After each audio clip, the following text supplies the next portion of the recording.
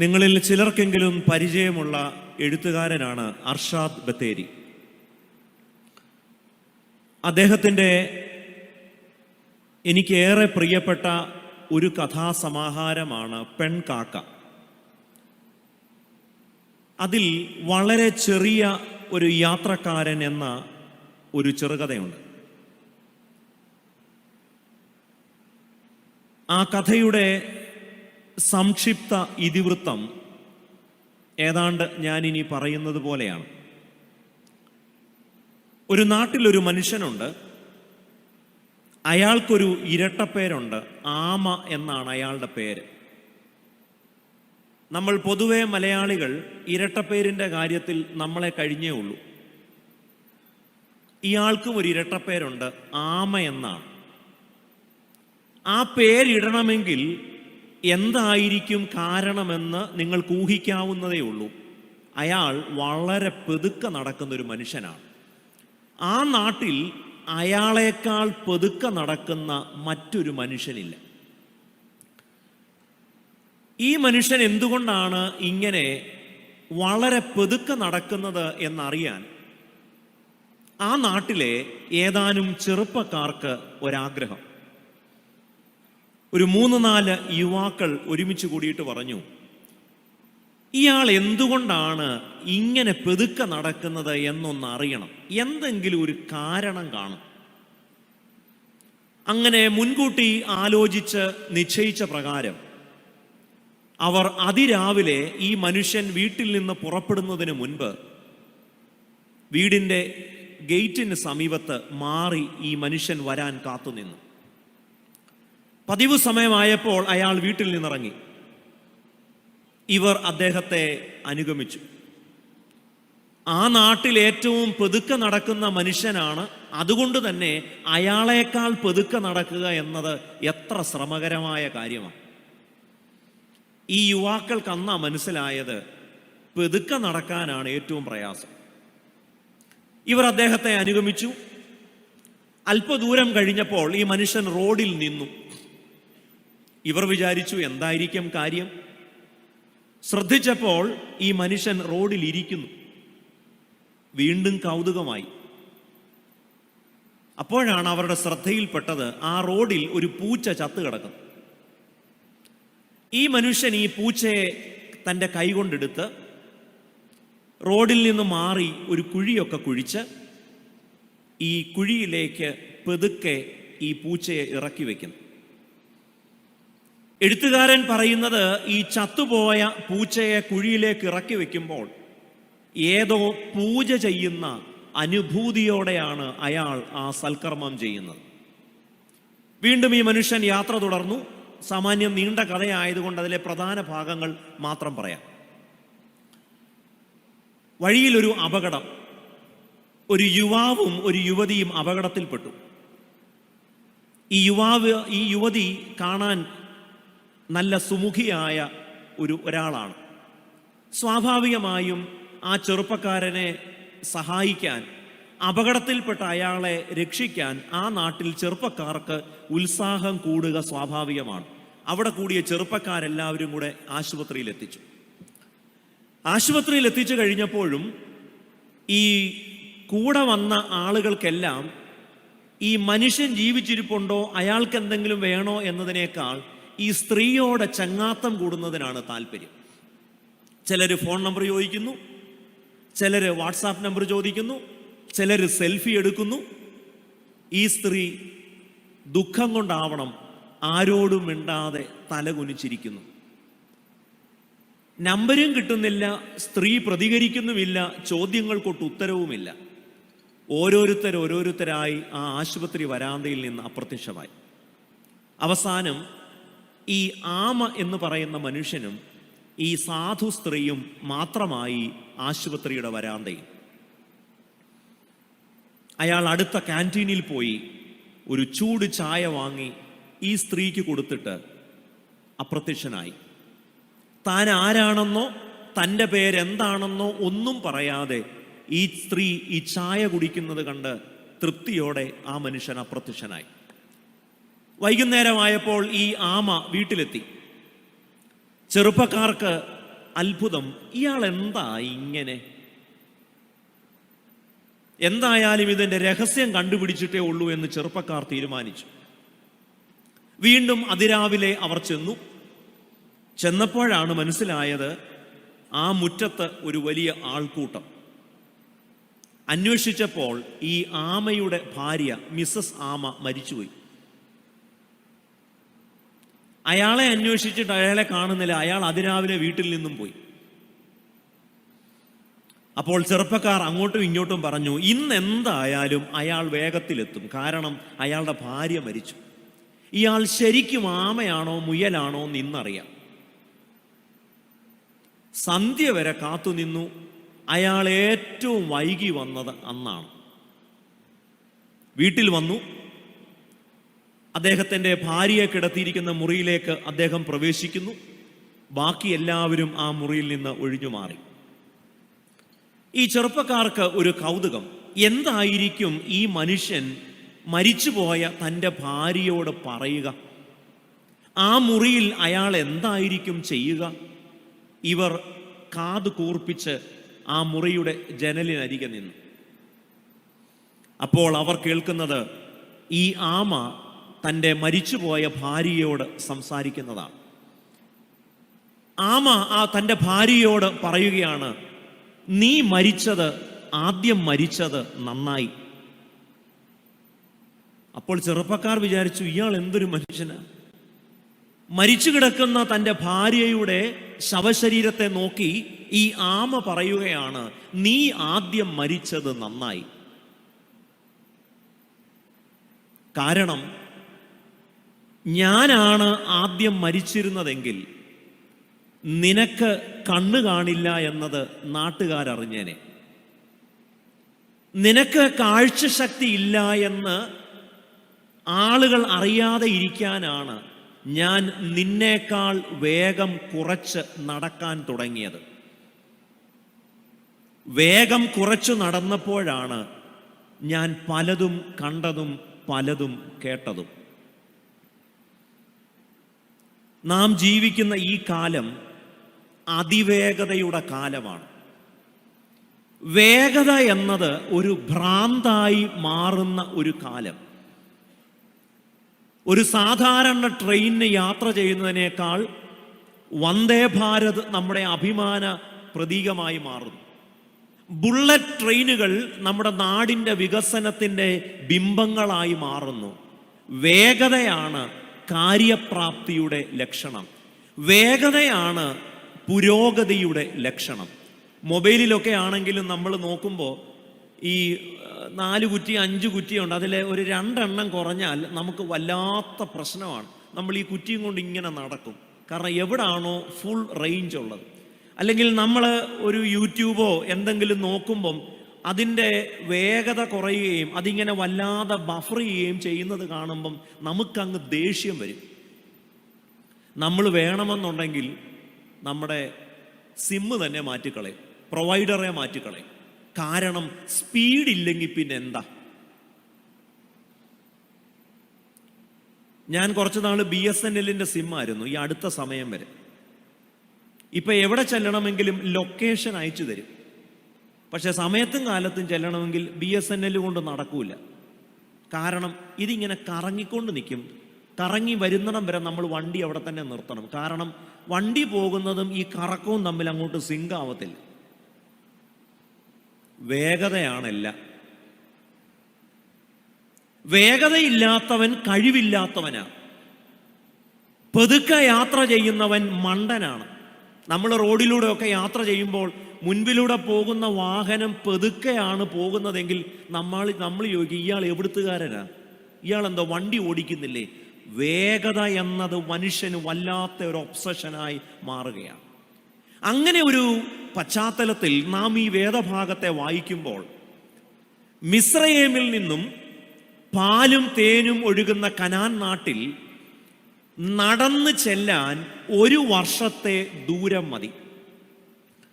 മിസ്രയീമിൽ നിന്നും കനാൻ നാട് വരെയുള്ള ദൂരത്തെക്കുറിച്ച് പഠിച്ചിട്ടുള്ളവർ, മനസ്സിലാക്കിയിട്ടുള്ളവർ, ചരിത്രകാരന്മാർ ഒക്കെ പറയുന്നത് ഒരു സാധാരണ മനുഷ്യൻ നടന്നാൽ 1 കൊല്ലം കൊണ്ട് വാഗ്ദത്ത നാട്ടിലെത്താം. 1 കൊല്ലം കൊണ്ട് എത്താവുന്ന ദൂരം ദൈവം 40 കൊല്ലം കൊണ്ടാണ് എത്തിക്കുന്നത്. നിങ്ങൾ ആരെങ്കിലും അങ്ങനെ ഒരു ദൈവത്തെ ദൈവമായി സ്വീകരിക്കാൻ ഇഷ്ടപ്പെടുമോ? 1 കൊല്ലം ഇവരാരുടെയും സഹായമില്ലാതെ തന്നെ നടന്നാൽ അവിടെ എത്താം. പക്ഷേ ദൈവം 1 കൊല്ലം കൊണ്ട് എത്തിക്കേണ്ട ദൂരം 40 കൊല്ലം കൊണ്ടാണ് എത്തിക്കുന്നത്. അതിനേക്കാൾ നമ്മെ അത്ഭുതപ്പെടുത്തുന്ന കാര്യം, മിസ്രയീമിൽ നിന്ന് പുറപ്പെട്ടത് 6 ലക്ഷത്തോളം വരുന്ന ഒരു ജനസാമാന്യമാണ്. അതിൽ സ്ത്രീകളുണ്ട്, രോഗികളുണ്ട്, വൃദ്ധന്മാരുണ്ട്, കുട്ടികളുണ്ട്, ഗർഭിണികളുണ്ട്. അങ്ങനെ ഒരു 6 ലക്ഷം വരുന്ന ഒരു ജനക്കൂട്ടത്തെ എത്രയും പെട്ടെന്ന് വാഗ്ദത്ത നാട്ടിലെത്തിക്കുകയല്ലേ സുബോധമുള്ള ഒരാൾ ചെയ്യുക?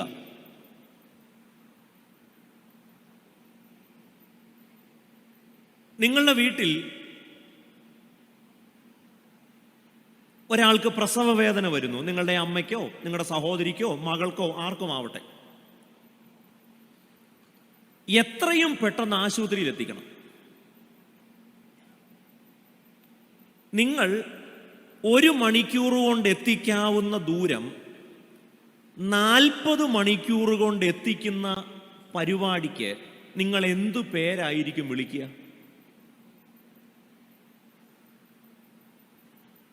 ഒരു മണിക്കൂർ കൊണ്ട് ചെല്ലാവുന്ന ദൂരം 40 മണിക്കൂർ കൊണ്ട് ചെല്ലുക. ബോധമുള്ള ആരെങ്കിലും അങ്ങനെ ചെയ്യുമോ?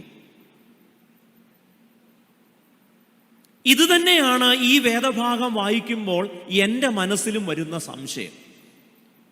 ഗർഭിണികളും സ്ത്രീകളും രോഗികളും വൃദ്ധരും കുട്ടികളുമുള്ള ഈ വലിയ പുരുഷാരത്തെ സാമാന്യ ബുദ്ധിയുള്ള ആളായിരുന്നു ദൈവമെങ്കിൽ എത്രയും പെട്ടെന്ന് വാഗ്ദത്ത നാട്ടിൽ എത്തിക്കാൻ ശ്രമിച്ചേനെ. പക്ഷേ നമ്മളെ അത്ഭുതപ്പെടുത്തുന്ന കാര്യം, 1 കൊല്ലം കൊണ്ട് ചെല്ലാവുന്ന ദൂരം 40 കൊല്ലം കൊണ്ടാണ് എത്തിക്കുന്നത്. സ്വാഭാവികമായും ഇസ്രയേൽ ജനത്തിന് ദൈവത്തിൻ്റെ വേഗതയെക്കുറിച്ചും ദൈവത്തിൻ്റെ കാര്യപ്രാപ്തിയെക്കുറിച്ചും ദൈവത്തിൻ്റെ കരുതലിനെക്കുറിച്ചും ദൈവത്തിൻ്റെ സ്നേഹത്തെക്കുറിച്ചും ധാരാളം സംശയങ്ങൾ ഉണ്ടാവുന്നത് സ്വാഭാവികം. ഇത് മനസ്സിലാക്കിയ ദൈവം വാഗ്ദത്ത നാട്ടിൽ പ്രവേശിക്കുന്നതിന് മുൻപ് മോവാബ് സമതലത്തിൽ വെച്ച് മുഴുവൻ ഇസ്രയേൽ ജനത്തെയും വിളിച്ചുകൂട്ടി അവരോട് ചില കാര്യങ്ങൾ വ്യക്തമാക്കാൻ ദൈവം മോശയോട് ആവശ്യപ്പെടുകയാണ്. അങ്ങനെ ദൈവം ആവശ്യപ്പെട്ട പ്രകാരം മോവാബ് സമതലത്തിൽ വെച്ച് മോശ 3 പ്രസംഗങ്ങളാണ് ഇസ്രയേൽ ജനത്തോട് ചെയ്യുന്നത്. ഈ 3 പ്രസംഗങ്ങളുടെ സമാഹാരമാണ്, അല്ലെങ്കിൽ അത് തന്നെയാണ് ആവർത്തന പുസ്തകത്തിൻ്റെ ഇതിവൃത്തം. അതിലെ ഒരു ചെറിയ ഭാഗമാണ് നമ്മൾ ഇന്ന് വായിച്ച് കേട്ടത്. ദൈവം എന്താണ് തൻ്റെ ജനത്തോട് പറയുന്നത്? ദൈവം മോശയോട് പറയുന്നു, നീ എൻ്റെ ജനത്തോട് പറയണം, ഞാൻ എന്തുകൊണ്ടാണ് 40 കൊല്ലം വൈകിയത്. എന്നെ കേൾക്കുന്ന എൻ്റെ സഹോദരങ്ങളെ, ദൈവം ജീവിതത്തിൽ വൈകി ഇടപെടുന്നുവെന്ന് പരാതിയുള്ളവർ ചിലരെങ്കിലും എന്നെ കേൾക്കുന്നവരുടെ കൂട്ടത്തിൽ ഉണ്ടാവാം. ഒരു വിഷയത്തിൻ്റെ മേൽ, ഒരു രോഗത്തിൻ്റെ മേൽ, ഒരു സാമ്പത്തിക പ്രശ്നത്തിൻ്റെ മേൽ എത്ര നാളായി പ്രാർത്ഥിക്കുന്നു. വളരെ നിസ്സാരമായി സാധിക്കേണ്ട കാര്യം, എളുപ്പത്തിൽ സാധിക്കുമെന്ന് നാം കരുതിയ കാര്യം വല്ലാതെ വൈകുമ്പോൾ ദൈവത്തിൻ്റെ എഫിഷ്യൻസിയെക്കുറിച്ചും ദൈവത്തിൻ്റെ സ്നേഹത്തെക്കുറിച്ചും നമുക്കും സംശയം ഉണ്ടായിട്ടുണ്ടാവാം. അങ്ങനെയാണെങ്കിൽ ഇത് നമുക്കും കൂടെയുള്ള ഒരു വിശദീകരണമാണ്. Why God is delayed, and that too for 40 years. ഒന്നും രണ്ടുമല്ല, 40 കൊല്ലം താമസിച്ചതിന് ദൈവം തൻ്റെ ജനത്തിന് നൽകുന്ന വിശദീകരണങ്ങളാണ് ആവർത്തന പുസ്തകം 8-ാം അധ്യായം 1 മുതൽ 5 വരെയുള്ള വാക്യങ്ങൾ.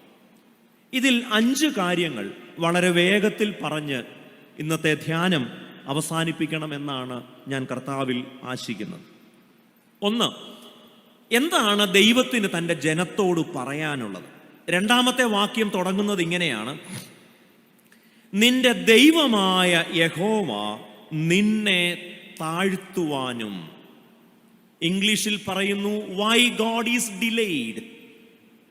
1-ാമത്തേത് ടു മേക്ക് യു ഹംബിൾ, നിന്നെ താഴ്ത്തുവാൻ. അത് വായിക്കുമ്പോൾ നമുക്ക് തോന്നും, ദൈവം ഒരു ക്രൂരനാണോ? 430 കൊല്ലം അടിമകളായി കഴിഞ്ഞിരുന്ന ഒരു ജനത്തെ ഇനി ഇതിൽ കൂടുതൽ എന്ത് താഴ്ത്താനാ? ഒരു തലമുറയല്ല, 2 തലമുറയല്ല, കഴിഞ്ഞ എത്രയോ തലമുറകളായി ഈ ജനം ഫറവോന്റെ ഇഷ്ടകച്ചൂളകളിൽ, ഫറവോന്റെ ഊഴിയ വിചാരകന്മാരുടെ ആട്ടും തുപ്പും ചവിട്ടും അടിയും മർദ്ദനവും ആക്ഷേപവും ഒക്കെ സഹിക്കുന്നു. അങ്ങനെ ശരീരത്തിലും മനസ്സിലും തകർന്ന ഒരു ജനം, എങ്ങനെയെങ്കിലും വാഗ്ദത്ത നാട്ടിൽ എത്തിയാൽ മതിയെന്ന് ആഗ്രഹിക്കുന്ന ഒരു ജനം, തകർന്ന് തരിപ്പണമായ ഒരു ജനത്തോട് ദൈവം പറയുകയാണ്, ഞാൻ നിങ്ങളെ 40 കൊല്ലം വൈകിപ്പിച്ചതിൻ്റെ കാരണം നിങ്ങളെ താഴ്ത്തുവാൻ.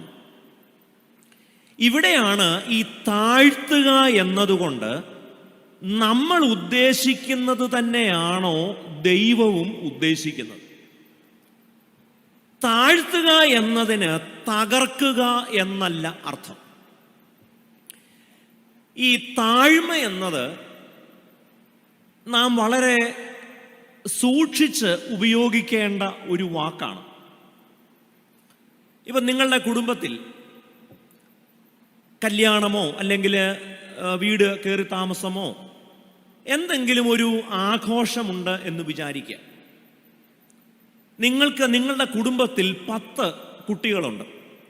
ചേട്ടാനിയന്മാരും ആങ്ങള പെങ്ങളുമാരും എല്ലാവരുമായിട്ട് 10 കുട്ടികളുണ്ട്. ഇതിൽ 9 കുട്ടികളും നന്നായി പഠിക്കുന്നവരും മിടുക്കന്മാരും നല്ല ജോലിയുള്ളവരുമാണ്. ഇതിൽ ഒരാൾ ഓട്ടോ ഓടിച്ചാണ് ജീവിക്കുന്നത്.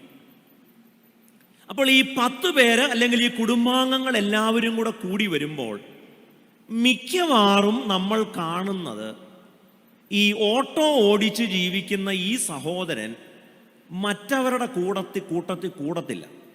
അവർ വലിയ ഇംഗ്ലീഷും ഒക്കെ പറഞ്ഞ് ഹാഷ് ബൂഷ്, അവർ വിയറ്റ്നാമിൽ പോയ കാര്യവും കൊറിയയിൽ പോയ കാര്യവും ചൈനയിൽ പോയ കാര്യവും, ഈ പുള്ളിയാണെ ആകെ പോയിട്ടുള്ള ചാലപറ്റത്ത് മാത്രമേ ഉള്ളൂ. അപ്പൊ ഇദ്ദേഹത്തിന് അങ്ങനെ വിദേശ യാത്രകളെ കുറിച്ച് ഒന്നും പറയാനില്ല. അപ്പോൾ ഈ 9 സഹോദരങ്ങൾ വലിയ വീരസ്യം പറയുമ്പോൾ ഈ മനുഷ്യൻ, ഈ സാധു മാറി നിൽക്കും. അത് വിനയം കൊണ്ടാണോ അപകർഷതാബോധം കൊണ്ടാണോ?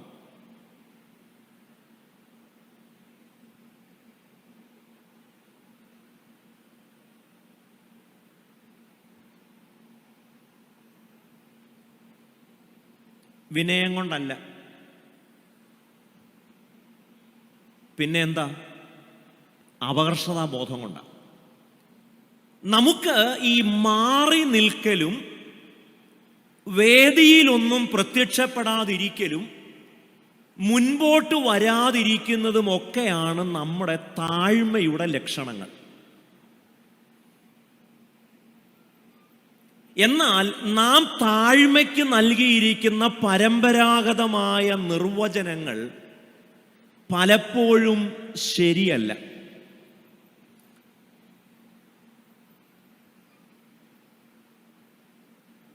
ഇപ്പോൾ ഏതെങ്കിലും കുറച്ച് സഹോദരിമാരെല്ലാവരും കൂടെ കൂടിയിരിക്കുന്നു എന്ന് വിചാരിക്കുക. അതിൽ ഒരാൾക്ക് മുഖത്ത് ഒരു വലിയ പൊള്ളൽ സംഭവിച്ചൊരു പാടുണ്ടെങ്കിൽ, അല്ലെങ്കിൽ സഹോദരന്മാരുടെ കൂട്ടത്തിലുണ്ടെങ്കിൽ, അവർ മുമ്പോട്ട് വരുമോ? അവർ കഴിയുന്നിടത്തോളം മാറി മാറിപ്പോവും. അത് വിനയം കൊണ്ടല്ല. വേറൊരു തരത്തിൽ പറഞ്ഞാൽ 2 തരത്തിലുള്ള താഴ്മയുണ്ട്. ഒന്ന്, അപകർഷതാബോധത്തിൽ നിന്നും ആത്മനിന്ദയിൽ നിന്നും നമ്മൾ മാറി മാറി മാറി പോകുന്നു. കാരണം അടിസ്ഥാനപരമായി എനിക്ക് അപകർഷതാബോധവും ആത്മനിന്ദയുമുണ്ട്. അതുകൊണ്ട് ദൈവം ആഗ്രഹിക്കുന്ന താഴ്മ എന്നത് അപകർഷതാബോധമോ ആത്മനിന്ദയോ അല്ല. ദൈവം ആഗ്രഹിക്കുന്ന താഴ്മ എന്നത് ആത്മാഭിമാനത്തിൽ നിന്നും ഉണ്ടാകേണ്ടതാണ്. From self pity to self esteem.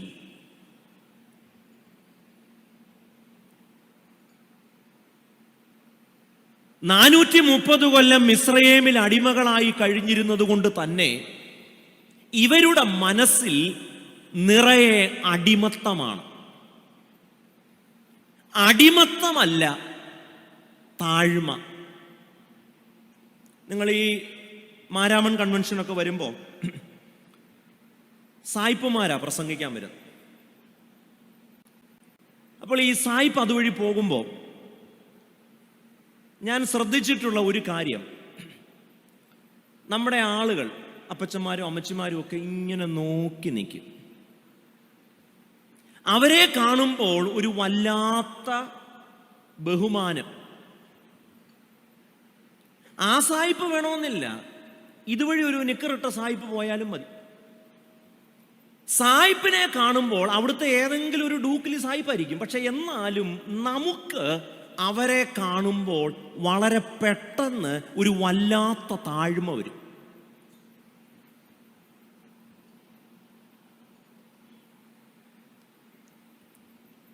നിങ്ങളുടെ പെമ്മക്കൾ, 2 പെമ്മക്കളുണ്ടെന്ന് വിചാരിക്കുക. ഒരുത്തൻ ഒരു സായിപ്പിനെയും കിട്ടി, ഒരുത്തൻ ഒരു ആഫ്രിക്കക്കാരനെയും കിട്ടി. ആരെ കാണുമ്പോഴായിരിക്കും നാട്ടുകാർക്ക് കൂടുതൽ ബഹുമാനം?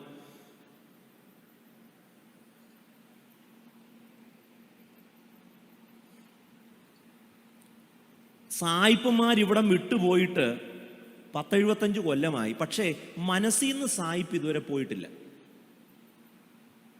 അതുകൊണ്ട് വെളുത്തവനെ കാണുമ്പോൾ, വെള്ളക്കാരെ കാണുമ്പോൾ, സായിപ്പിനെ കാണുമ്പോൾ നമ്മുടെ മനസ്സിൽ ഉണ്ടാകുന്ന ഒരു തരം അപകർഷതാബോധമുണ്ട്. നാം ഒരു സ്വതന്ത്ര രാജ്യത്ത് ജീവിക്കുന്നവരാണ്, സ്വതന്ത്ര പൗരന്മാരാണെങ്കിലും ഇപ്പോഴും നമ്മുടെ മനസ്സിൽ നിന്ന് ആര് പോയിട്ടില്ല? ഇതിനെയാണ് നല്ല നാടൻ ഭാഷയിൽ പറഞ്ഞാൽ സായിപ്പിനെ കാണുമ്പം ഡാഷ് മറക്കുന്നു എന്ന് ഞങ്ങളുടെ നാട്ടിൽ പറയും. അപ്പോൾ സായിപ്പിനെ കാണുമ്പോൾ ഞാൻ ഇങ്ങനെ നിൽക്കുന്നത് വിനയം കൊണ്ടല്ല, താഴ്മ കൊണ്ടല്ല. എൻ്റെ മനസ്സിൽ ഇപ്പോഴും കൊളോണിയലിസത്തിൻ്റെ അവശിഷ്ടങ്ങളുണ്ട്. എൻ്റെ മനസ്സിൽ ഇപ്പോഴും ഞാൻ സായിപ്പിൻ്റെ അടിമയാണ്. എൻ്റെ മനസ്സിൽ ഇപ്പോഴും ഞാൻ അയാളേക്കാൾ ചെറുതാണ്. ദൈവത്തിനു വേണ്ടിയത് അടിമത്തം മനസ്സിൽ പേറുന്നവരുടെ ശരീരഭാഷയല്ല. ദൈവം ആഗ്രഹിക്കുന്ന താഴ്മ എന്നത് അടിമകളുടെ ഉടൽ ഭാഷയല്ല, മറിച്ച് മക്കളുടെ ശരീരഭാഷയാണ്.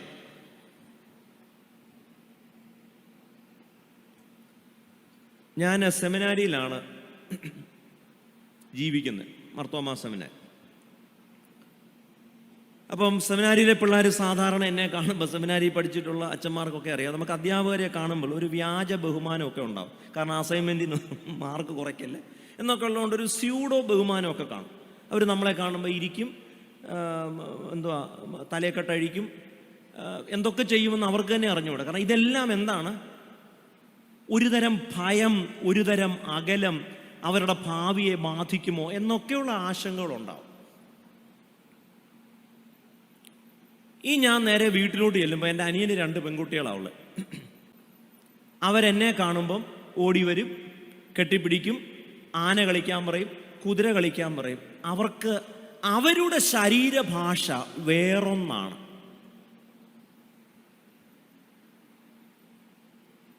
എന്താ വ്യത്യാസം? ഒന്ന് മക്കളുടെ ശരീരഭാഷയാണ്, മറ്റേത് വലിയതും ചെറിയതുമായ മനുഷ്യരുടെ ശരീരഭാഷയാണ്.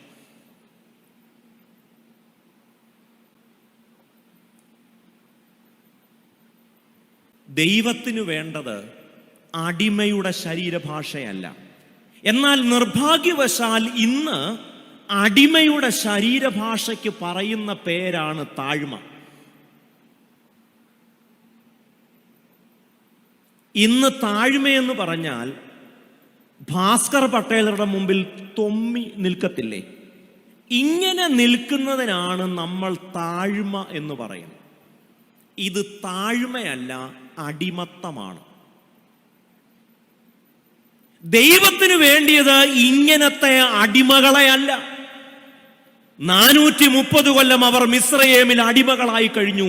ഇനി അടിമകളുടെ ഉടല് ഭാഷയല്ല, അടിമകളുടെ ശരീരഭാഷയല്ല, ആത്മനിന്ദയും അപകർഷതാബോധവും പേറുന്ന ഒരു ശരീരമല്ല ദൈവത്തിന് ആവശ്യം, മക്കളുടെ ശരീരഭാഷയാണ്.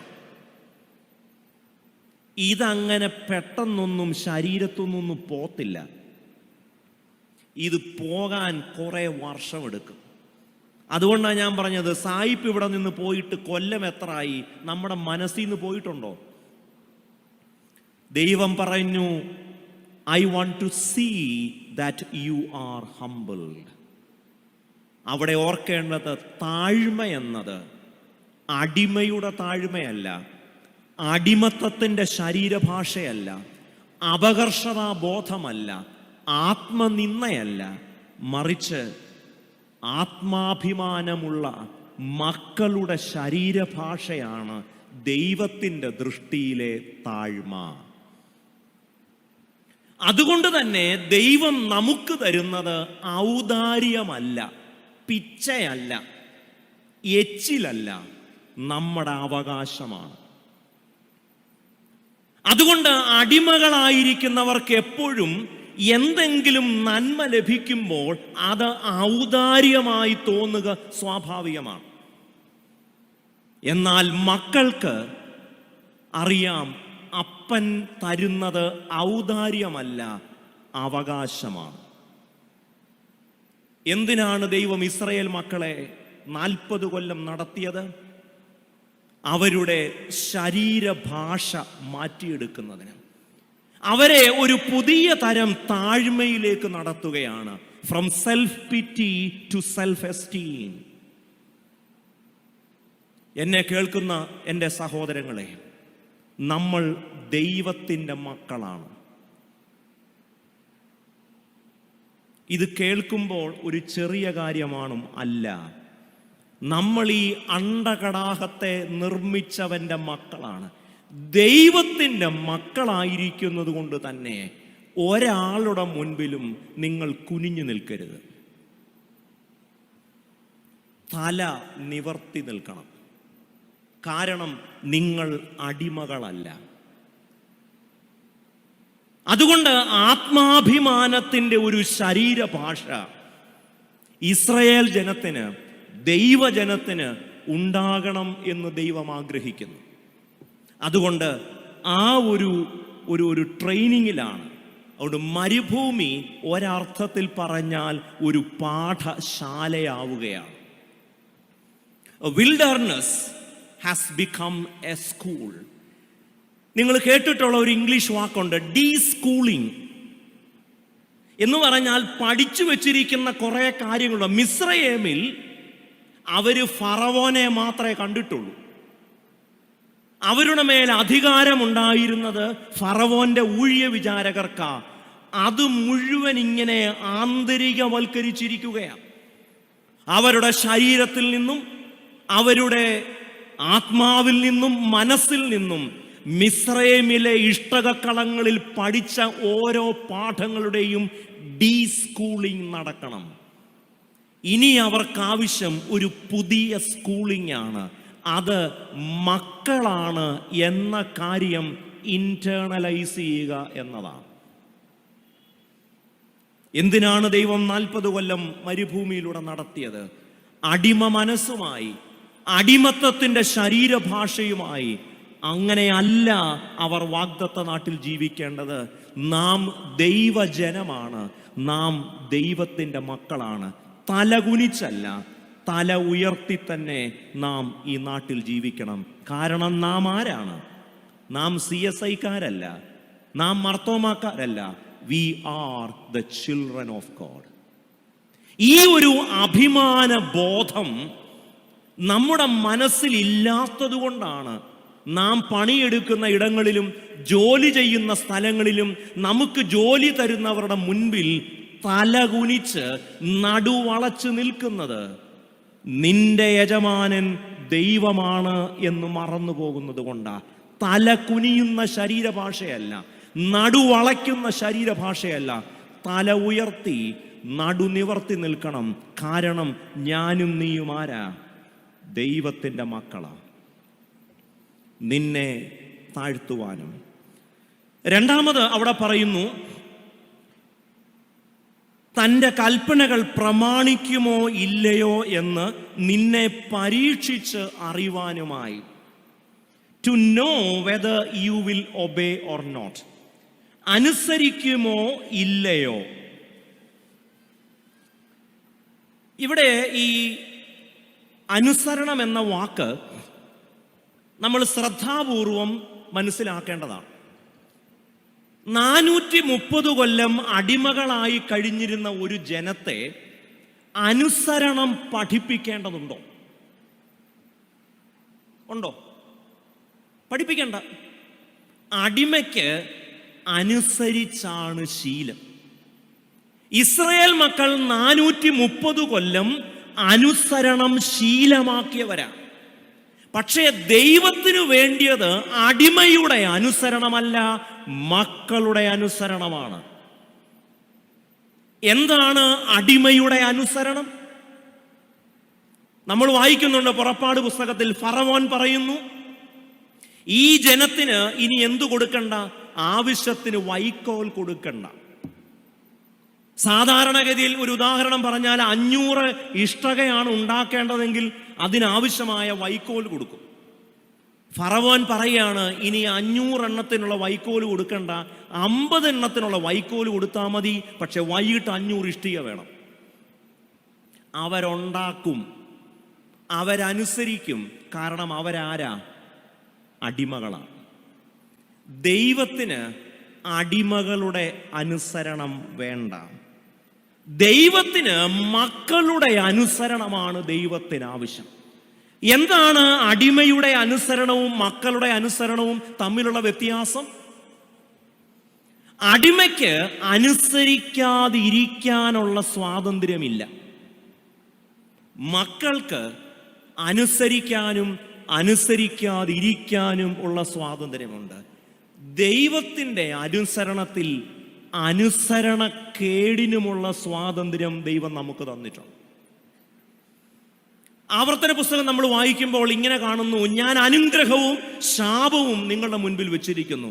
ഞാൻ ജീവന്റെ വഴിയും മരണത്തിന്റെ വഴിയും നിങ്ങളുടെ മുൻപിൽ വെച്ചിരിക്കുന്നു. ഏതു വേണമെന്ന് നിങ്ങൾ തിരഞ്ഞെടുത്തു കൊള്ളുവീൻ എന്ന് പറഞ്ഞാൽ അനുസരണം എന്നത് നമ്മുടെ ചോയ്സാണ്. അടിമയുടെ അനുസരണത്തിൽ അനുസരണം എന്നത് അടിമയുടെ ചോയ്സ് അല്ല. അടിമയ്ക്ക് അനുസരിക്കാതിരിക്കാനല്ലാതെ വേറെ എന്താ കഴിയുക? ദൈവത്തിനു വേണ്ടിയത് ഫറവോന്റെ ഇഷ്ടകക്കളങ്ങളിലെ അടിമകളുടെ അനുസരണമല്ല, മക്കളുടെ അനുസരണമാണ്. അനുസരണം എന്നത് നമ്മുടെ ചോയ്സ് ആകണമെന്ന് ദൈവത്തിന് നിർബന്ധമുണ്ട്. നമ്മൾ ഉൽപ്പത്തി പുസ്തകം വായിക്കുമ്പോൾ അവിടെ തോട്ടത്തിൻ്റെ നടുക്കൊരു മരം വെച്ചിട്ടുണ്ട്. എന്നിട്ട് ദൈവം പറയുന്നു, എല്ലാം കഴിക്കാം, ഇത് മാത്രം കഴിക്കരുത്. സത്യത്തിൽ ആ മരം അവിടെ വെക്കാതിരുന്നാൽ പോരെ? അങ്ങനെ ഒരു അനുസരണക്കേടിൻ്റെ സാധ്യത ഏദനിൽ എന്തിനാണ് ദൈവം കൽപ്പിച്ചു നൽകിയത്? ദൈവത്തിന് മനുഷ്യൻ അനുസരിക്കുന്നത് സന്തോഷത്തോടെ ആകണം എന്ന് നിർബന്ധമുണ്ട്. അനുസരണവും അടിമത്തവും വ്യത്യാസമുണ്ട്. എപ്പോഴാണ് അനുസരണം ദൈവീകമാവുന്നത്? പോലീസ് ജോലി ചെയ്തിട്ടുള്ളവർക്കറിയാം, അല്ലെങ്കിൽ പട്ടാളത്തിൽ ജോലി ചെയ്തിട്ടുള്ളവർക്കറിയാം, നമ്മുടെ അധികാരികൾ അടിക്കാൻ പറഞ്ഞാൽ അടിക്കുക. അടിക്കണോ എന്നൊരു ചോദ്യമില്ല. അങ്ങനെ ചോദിച്ചാൽ പിന്നെ തൊഴിലുറപ്പിന് പോകേണ്ടി വരും. ഒരു പോലീസ് ഉദ്യോഗസ്ഥൻ ചാർജ് എന്ന് പറഞ്ഞാൽ അത് അനുസരിക്കാൻ മാത്രമേ സാധിക്കൂ. ആ അനുസരണത്തെ നമ്മൾ റെജിമെന്റൽ ഒബീഡിയൻസ് എന്നാണ് പറയുന്നത്. അതിനെ ദൈവീകമായ അനുസരണം എന്ന് പറയാനാവില്ല. പട്ടാളത്തിൽ പോകാൻ പറഞ്ഞാൽ പോവാനല്ലാതെ എന്തിന് തിരുമേനി ഇന്ന പള്ളിയിലോട്ട് പോകാൻ പറഞ്ഞാൽ പോവുകയല്ലാതെ നമ്മുടെ മുമ്പിൽ വേറെ എന്താ വഴി? അതനുസരണമല്ല. കാരണം ഒരു അനുസരണം ദൈവീകമാവണമെങ്കിൽ അനുസരിക്കാതിരിക്കാനുമുള്ള സ്വാതന്ത്ര്യം ഉണ്ടാവണം. ഇത്രയും കാലം 430 കൊല്ലം അടിമകളായി കഴിഞ്ഞിരുന്ന ജനം, അവർ അനുസരണം ശീലമാക്കിയവരാ. പക്ഷേ ദൈവത്തിന് വേണ്ടിയത് ആ സൈസ് അനുസരണമല്ല, അത് അടിമത്തമാണ്. ദൈവത്തിന് വേണ്ടിയത് മക്കളുടെ അനുസരണമാണ്. അനുസരിക്കുമോ ഇല്ലയോ? കാരണം ഒബീഡിയൻസ് ഈസ് അവർ ചോയ്സ്. അനുസരണം എന്നത് നമ്മുടെ ചോയ്സാണ്, നമ്മുടെ തിരഞ്ഞെടുപ്പാണ്. അല്ലാതെ ഗതികേടുകൊണ്ടും നിവൃത്തികേടുകൊണ്ടും ചെയ്യേണ്ട ഒന്നല്ല അനുസരണം. ഹോസ്റ്റലിലൊക്കെ താമസിക്കുന്ന കുട്ടികൾക്കറിയാം, വൈകിട്ട് 6 മണിക്ക് മുമ്പ് ഹോസ്റ്റലിൽ കയറണം എന്ന് പറഞ്ഞാൽ കയറും. അനുസരണം ആണോ? അനുസരണമൊന്നുമല്ല. അതൊക്കെ അടിമത്തമാണ്. കാരണം വരാനും വരാതിരിക്കാനും സ്വാതന്ത്ര്യം ഉണ്ടാവുകയും 6 മണിക്ക് ഞാൻ മടങ്ങി വരികയും അത് സ്വയമായി ചെയ്യുകയും ചെയ്യുമ്പോഴാണ് ദാറ്റ് ബിക്കംസ് ഗോഡ്ലി ഒബീഡിയൻസ്. അപ്പൊ 2 തരത്തിലുള്ള അനുസരണമുണ്ട്. ഗോഡ്ലി ഒബീഡിയൻസ് ഉണ്ട്, ഡോഗ്ലി ഒബീഡിയൻസ് ഉണ്ട്. നായയുടെ അനുസരണമുണ്ട്. നായയുടെ ഡോഗ്ലി, അത് ഞാൻ ഉണ്ടാക്കിയ വാക്കാം. അങ്ങനെ ഒരു അനുസരണം ഉണ്ടോന്നൊന്നും എനിക്ക് അറിഞ്ഞുകൂടും. എങ്കിലും പ്രാസം ഒപ്പിച്ച് പറഞ്ഞ, so you have A godly obedience on the one hand and ഡോഗ്ലി obedience on the other hand. മക്കളുടെ അനുസരണമാണ് ദൈവം പ്രതീക്ഷിക്കുന്നത്, അടിമയുടെ അനുസരണമല്ല. അതുകൊണ്ടാണ് അനുസരണം ശീലമാക്കിയ, അനുസരണവും അടിമത്തവും തമ്മിലുള്ള വ്യത്യാസം അറിയാത്ത ഒരു ജനത്തെ 40 കൊല്ലം മരുഭൂമിയിലൂടെ ദൈവം നടത്തുന്നു. എന്നിട്ട് അവരോട് പറയുക, എനിക്കറിയണം നിങ്ങൾ അനുസരിക്കുമോ ഇല്ലയോ. 3 അവിടെ തന്നെ പറയുന്നു,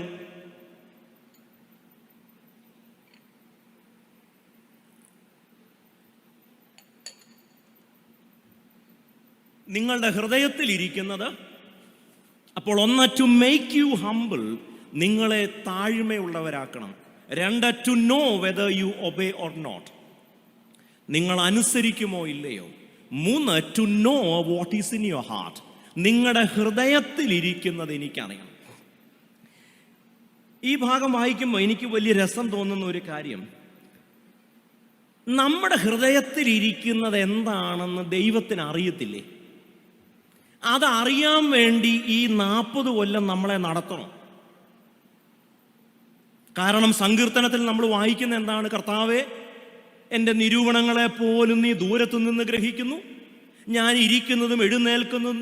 ദൈവത്തിനറിയാത്തതൊന്നും നമ്മുടെ ഹൃദയത്തിലില്ല. പിന്നെ എന്തിനാണ് മനുഷ്യന്റെ ഹൃദയത്തിൽ ഇരിക്കുന്നത് എന്താണെന്നറിയാൻ 40 കൊല്ലം നടത്തുന്നത്? എന്താ അതിൻ്റെ ആത്മീയ മർമ്മമെന്നറിയാം? നമ്മുടെ ഹൃദയത്തിൽ ഇരിക്കുന്നത് എന്താണെന്ന് ദൈവത്തിനറിയാം, പക്ഷെ നമുക്കറിഞ്ഞൂടാ.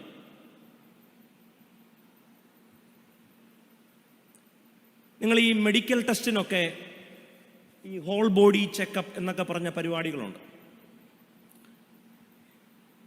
മാർത്തോമാ സഭയിൽ ഈ ബിഷപ്പ് ഇലക്ഷനൊക്കെ വരുമ്പം അങ്ങനെ ഒരു ഹോൾ ബോഡി ചെക്കപ്പ് ഉണ്ട്. ഞാനും ഒന്ന് പോയതാണ് വെല്ലൂർ. അപ്പോൾ ഈ ബോഡി ചെക്കപ്പിന് പോകുമ്പം നമ്മളെ ഈ ട്രെഡ്മില്ലെ കയറ്റി നിർത്തും, നമ്മുടെ ഹൃദയം സ്ട്രോങ് ആണോ എന്നറിയാൻ.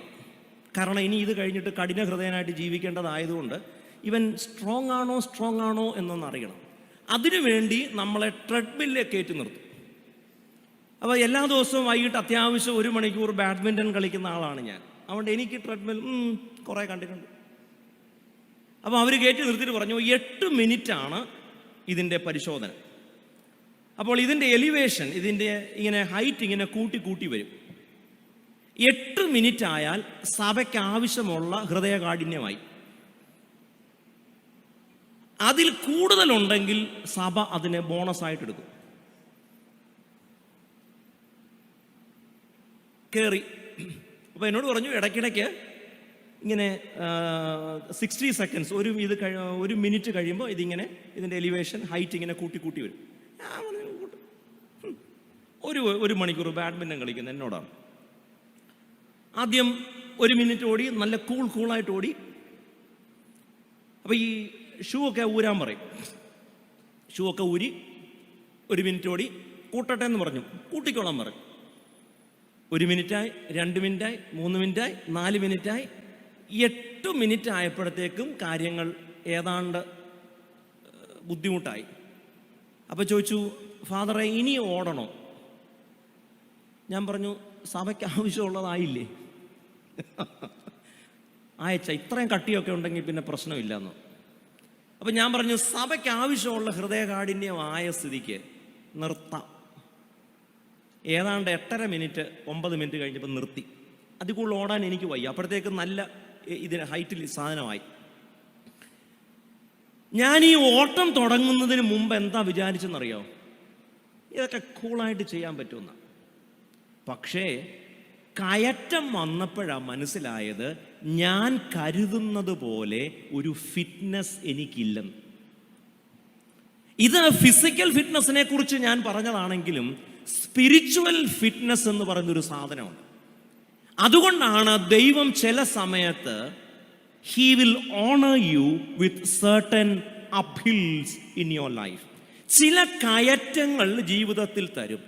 കയറ്റങ്ങൾ വരുമ്പോഴാണ് നാം ശരിക്കും ഒരു ആത്മീയ ബലമുള്ളവരാണോ എന്നറിയുന്നത്. അതുകൊണ്ട് സമതലങ്ങളിലും പരന്ന പ്രതലങ്ങളിലും നടക്കുമ്പോഴല്ല, ചില കയറ്റങ്ങൾ ജീവിതത്തിൽ വരുമ്പോഴാണ് ഹൃദയത്തിലുള്ളത് മുഴുവൻ പുറത്തോട്ട് വരുന്നത്. എനിക്കൊരു അമ്മച്ചി അറിയാം. ഈ അമ്മച്ചിക്ക് ഭയങ്കര പ്രത്യാശയുള്ള അമ്മച്ചിയാണ്. അപ്പോൾ ഈ അമ്മച്ചി പ്രാർത്ഥിക്കുമ്പോഴെല്ലാം കർത്താവേ നീ വേഗം വരണമേ, വേഗം വരണം. അമ്മച്ചിക്ക് എങ്ങനെയെങ്കിലും കർത്താവ് വന്നാൽ മതി, ഈ ഒറ്റ ആഗ്രഹമേ ഉള്ളൂ. ഈയിടെ ഒരു ട്രോള് വന്നു. ഇതുപോലൊരു കൺവെൻഷന് പ്രസംഗിക്കുന്ന ആൾ ചോദിക്കുന്നു, who all want to go to heaven? സ്വർഗത്തിൽ പോകാൻ ആഗ്രഹമുള്ളവരെല്ലാം കൈവക്കാൻ പറഞ്ഞു. എല്ലാവരും പൊക്കി. പ്രസംഗിക്കുന്ന ആടെ അടുത്ത ചോദ്യം, ആർക്കാണ് ആദ്യം പോകേണ്ടത്?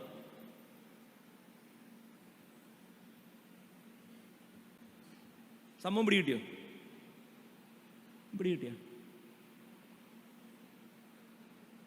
എല്ലാവർക്കും സ്വർഗത്തിൽ പോകണം.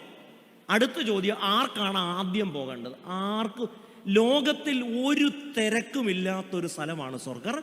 മുൻപേ പോട്ടെ, ഞാനോ കുറയണം അവനോ വളയണം, അച്ഛന്മാരും തിരുമേനിമാരൊക്കെ പോട്ടെ, എനിക്ക് ഒരു തിരക്കുമില്ല അച്ഛാ, പതുക്കെ പോയാൽ മതി.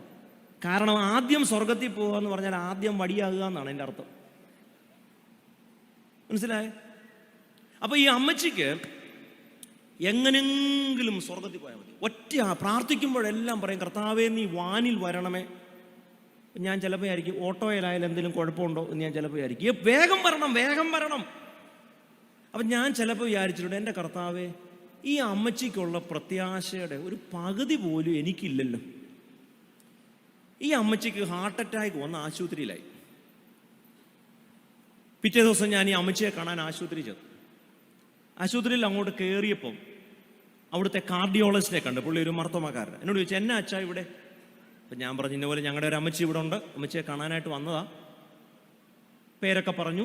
എന്നിട്ട് ഞാൻ പറഞ്ഞു, ഡോക്ടറെ അമ്മച്ചിയെ നോക്കിക്കോണേ, അമ്മച്ചിക്ക് ഭയങ്കര പ്രത്യാശയുള്ളൊരമ്മച്ചിയാണ്, ഞങ്ങളുടെ പള്ളിയിൽ ഇതുപോലെ പ്രത്യാശയുള്ളൊരമ്മച്ചിയില്ല. ഈ ഡോക്ടർ ഒറ്റ ചിരി.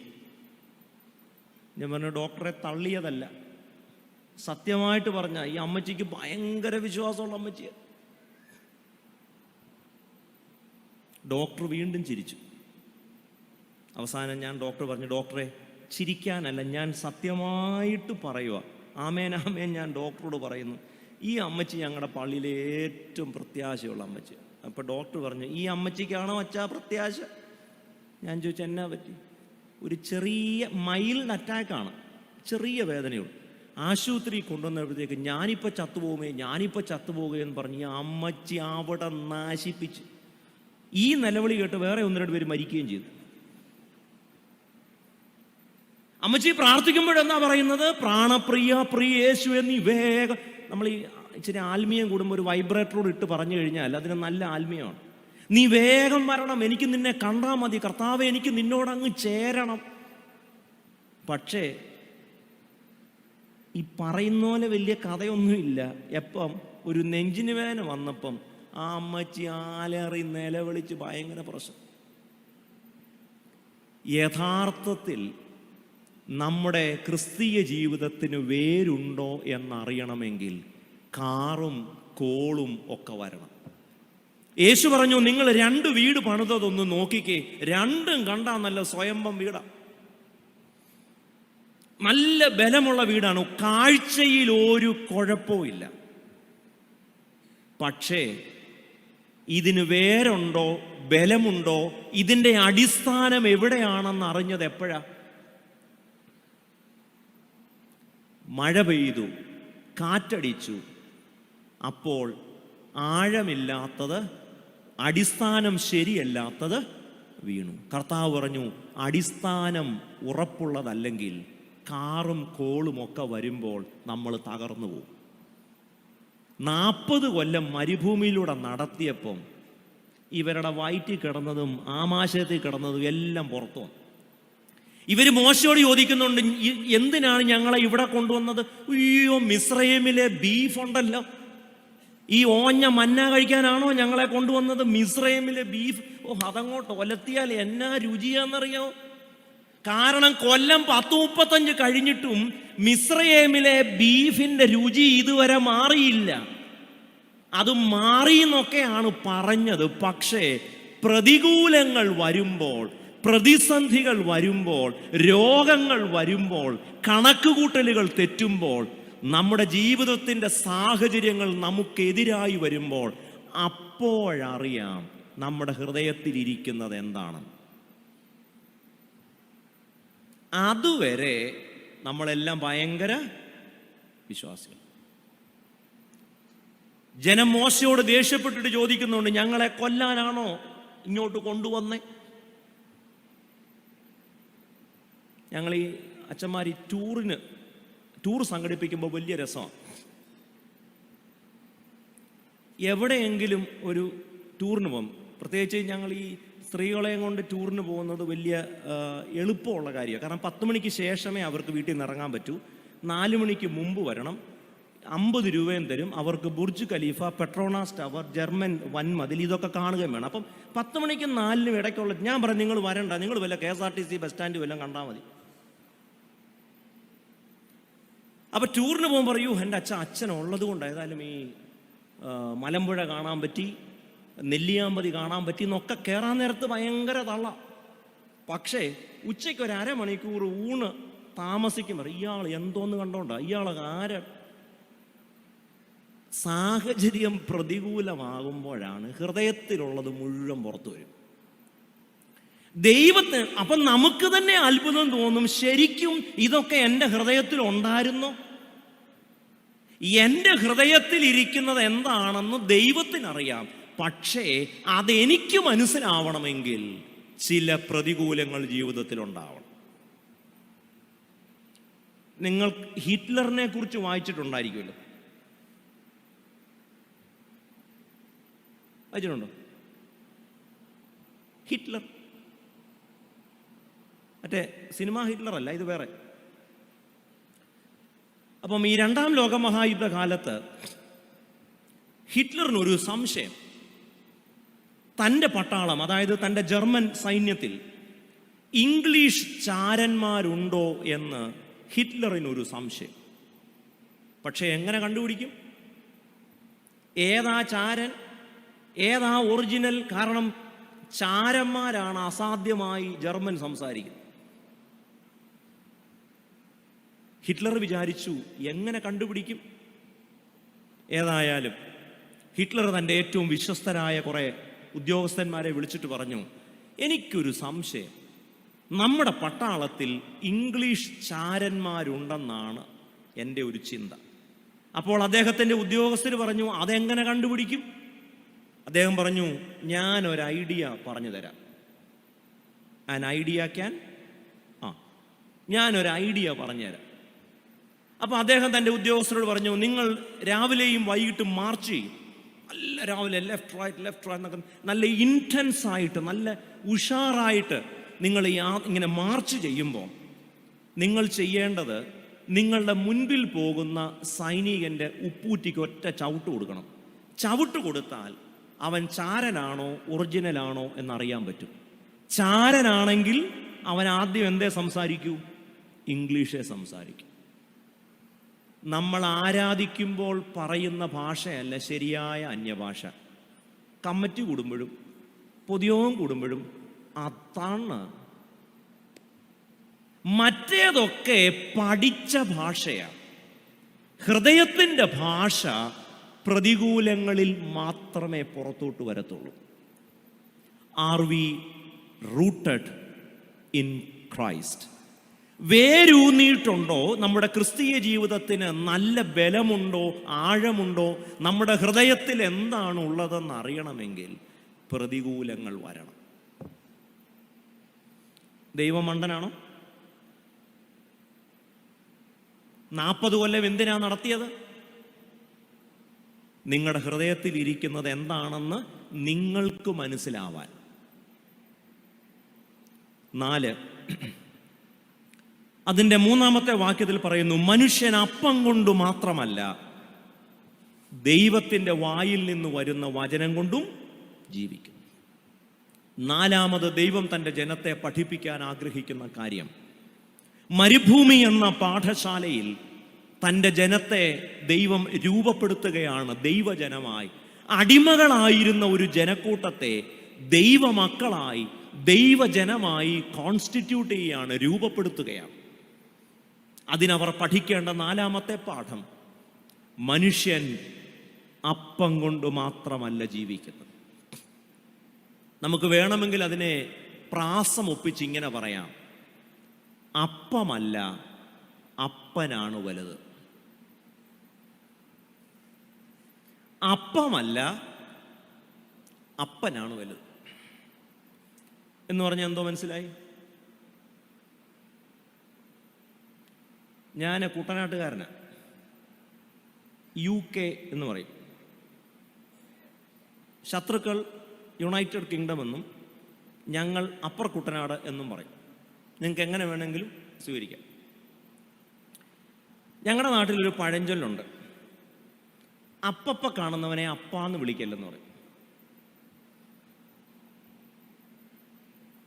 അപ്പപ്പ കാണുന്നവനെ അപ്പാന്ന് വിളിക്കരുത്. ഒരു പഴഞ്ചൊല്ലൂടുണ്ട്, അഴകിയവനെ കാണുമ്പോൾ അപ്പാന്ന്. നമ്മുടെ ഈ കാലഘട്ടത്തിൻ്റെ പ്രത്യേകത, അപ്പം കിട്ടാൻ വേണ്ടി ആരെയും കയറി അപ്പാന്ന് വിളിക്കും. ഇതിനാണ് മൾട്ടിപ്പിൾ ഡാഡി സിൻഡ്രോം എന്ന് നാട്ടിൽ ആരോ പറയുന്നു. ഞാൻ പറഞ്ഞാൽ നമുക്ക് ആരെയും അപ്പാന്ന് വിളിക്കാൻ യാതൊരു മടിയില്ല. എന്തോ കിട്ടിയാൽ മതി. രാഷ്ട്രീയത്തിലും മതത്തിലും സഭയിലുമൊക്കെ നമ്മൾ കണ്ടുവരുന്ന ഒരു പ്രവണതയാണിത്. അപ്പം കിട്ടാൻ വേണ്ടി ഏതവരെയും കയറി അപ്പാന്ന് വിളിക്കും. ഇന്നലെ വരെ തെറി പറയും, ഇന്ന് സ്തുതി പറയും. ഇന്ന് സ്തുതി പറയും, നാളെ തെറി പറയും. എന്തോ കിട്ടിയാ മതി? അപ്പം. ഒരു ദൈവ പൈതൽ അപ്പത്തിന് വേണ്ടി അങ്ങനെ ആരെയും കയറി അപ്പാന്ന് വിളിക്കുന്നവനല്ല. കാരണം അപ്പത്തേക്കാൾ വലുതാണ് അപ്പൻ. ദൈവം ഇസ്രായേൽ മക്കൾക്ക് മരുഭൂമിയിൽ വെച്ച് മന്ന കൊടുത്തു. ദൈവത്തിൻ്റെ പ്രവർത്തനങ്ങൾ ഭയങ്കര അത്ഭുതകരമാണ്. ഏലിയാവ് കെരീത്ത് തോടിനരികെ ഇങ്ങനെ ക്ഷീണിതനായിട്ടൊക്കെ കിടക്കുമ്പോൾ കാക്കയാണ് അപ്പവും ഇറച്ചിയുമായിട്ട്. എനിക്കൊന്ന് അതിൽ നിന്നാണ് ഈ സൊമാറ്റോക്കാർക്ക് ഐഡിയ കിട്ടിയെന്നാണ് എൻ്റെ വിചാരം. ഒരുപക്ഷെ ആദ്യത്തെ സൊമാറ്റോ ബോയ് എന്നൊക്കെ വേണമെങ്കിൽ നമുക്ക് വിളിക്കാവുന്ന ആളാണ് ആര്? ഏലിയാവ് എന്ത് ചെയ്തു? സൊമാറ്റോ ആപ്പിലൂടെ ഓർഡർ ചെയ്തു. ആ പൊറോട്ട ആൻഡ് ബീഫ് എന്ന് പറഞ്ഞപ്പോൾ കാക്ക ഡോർ ഡെലിവറിയാണ്. ദൈവം ഇസ്രായേൽ മക്കളോട് പറഞ്ഞു, എല്ലാ ദിവസവും രാവിലെ നിങ്ങൾ കൂടാരത്തിന് പുറത്ത് നോക്കുമ്പോൾ നിങ്ങൾക്ക് എന്തോ കിട്ടും? മന്ന കിട്ടും. അതാത് ദിവസത്തേക്കുള്ളത് പെറുക്കിയാൽ മതി. കൂടുതൽ പെറുക്കിയാൽ അത് നിങ്ങളുടെ സ്വഭാവമായി മാറും.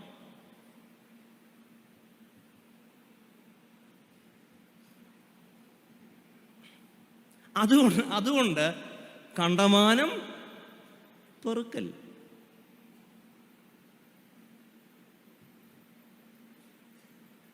ഇസ്രായേൽ മക്കൾ കേട്ടോ, അവരോട് പറഞ്ഞു സ്വഭാവം ആയിപ്പോവും. അതുകൊണ്ട് അതാത് ദിവസത്തേക്കുള്ളത് മാത്രമേ പെറുക്കാവൂ.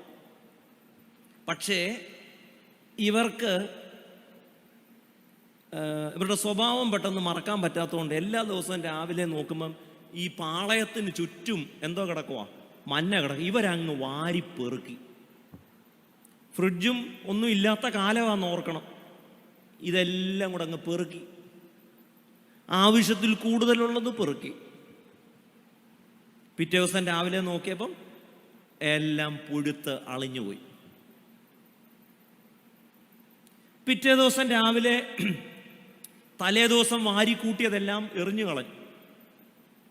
പിറ്റേ ദിവസം അവരുടെ സ്വഭാവം മാറി നിങ്ങൾ വിചാരിക്കുന്നുണ്ട്. എത്ര അളിഞ്ഞാലും ഡാഷ് എന്നും ഡാഷ് തന്നെ ആയിരിക്കും.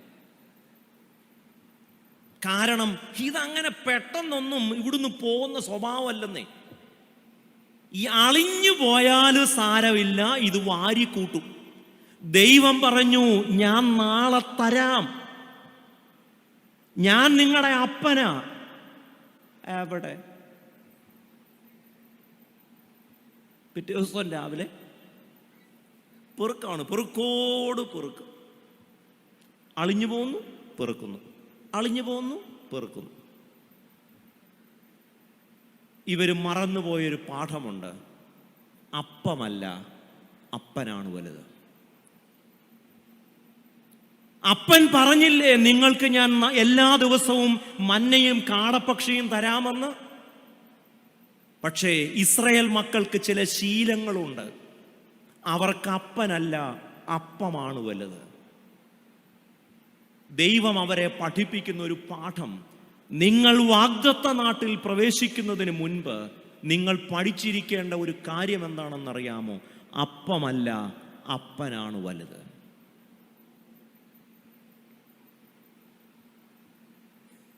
ഇതങ്ങനെ എളുപ്പത്തിൽ പഠിക്കാനൊന്നും പറ്റൂല.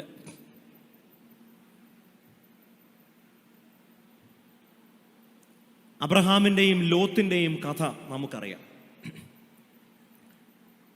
അവർ രണ്ടുപേരും ഒരു ദിവസം അവരുടെ വസ്തു വീതം വയ്ക്കാമെന്ന് തീരുമാനിക്കുന്നു. അബ്രഹാം ലോത്തിനോട് പറഞ്ഞു, നാളെ നമുക്ക് വസ്തു വീതം വയ്ക്കണം. രാവിലെ വീട്ടിൽ നിന്ന് ഇറങ്ങുന്നതിന് മുൻപ്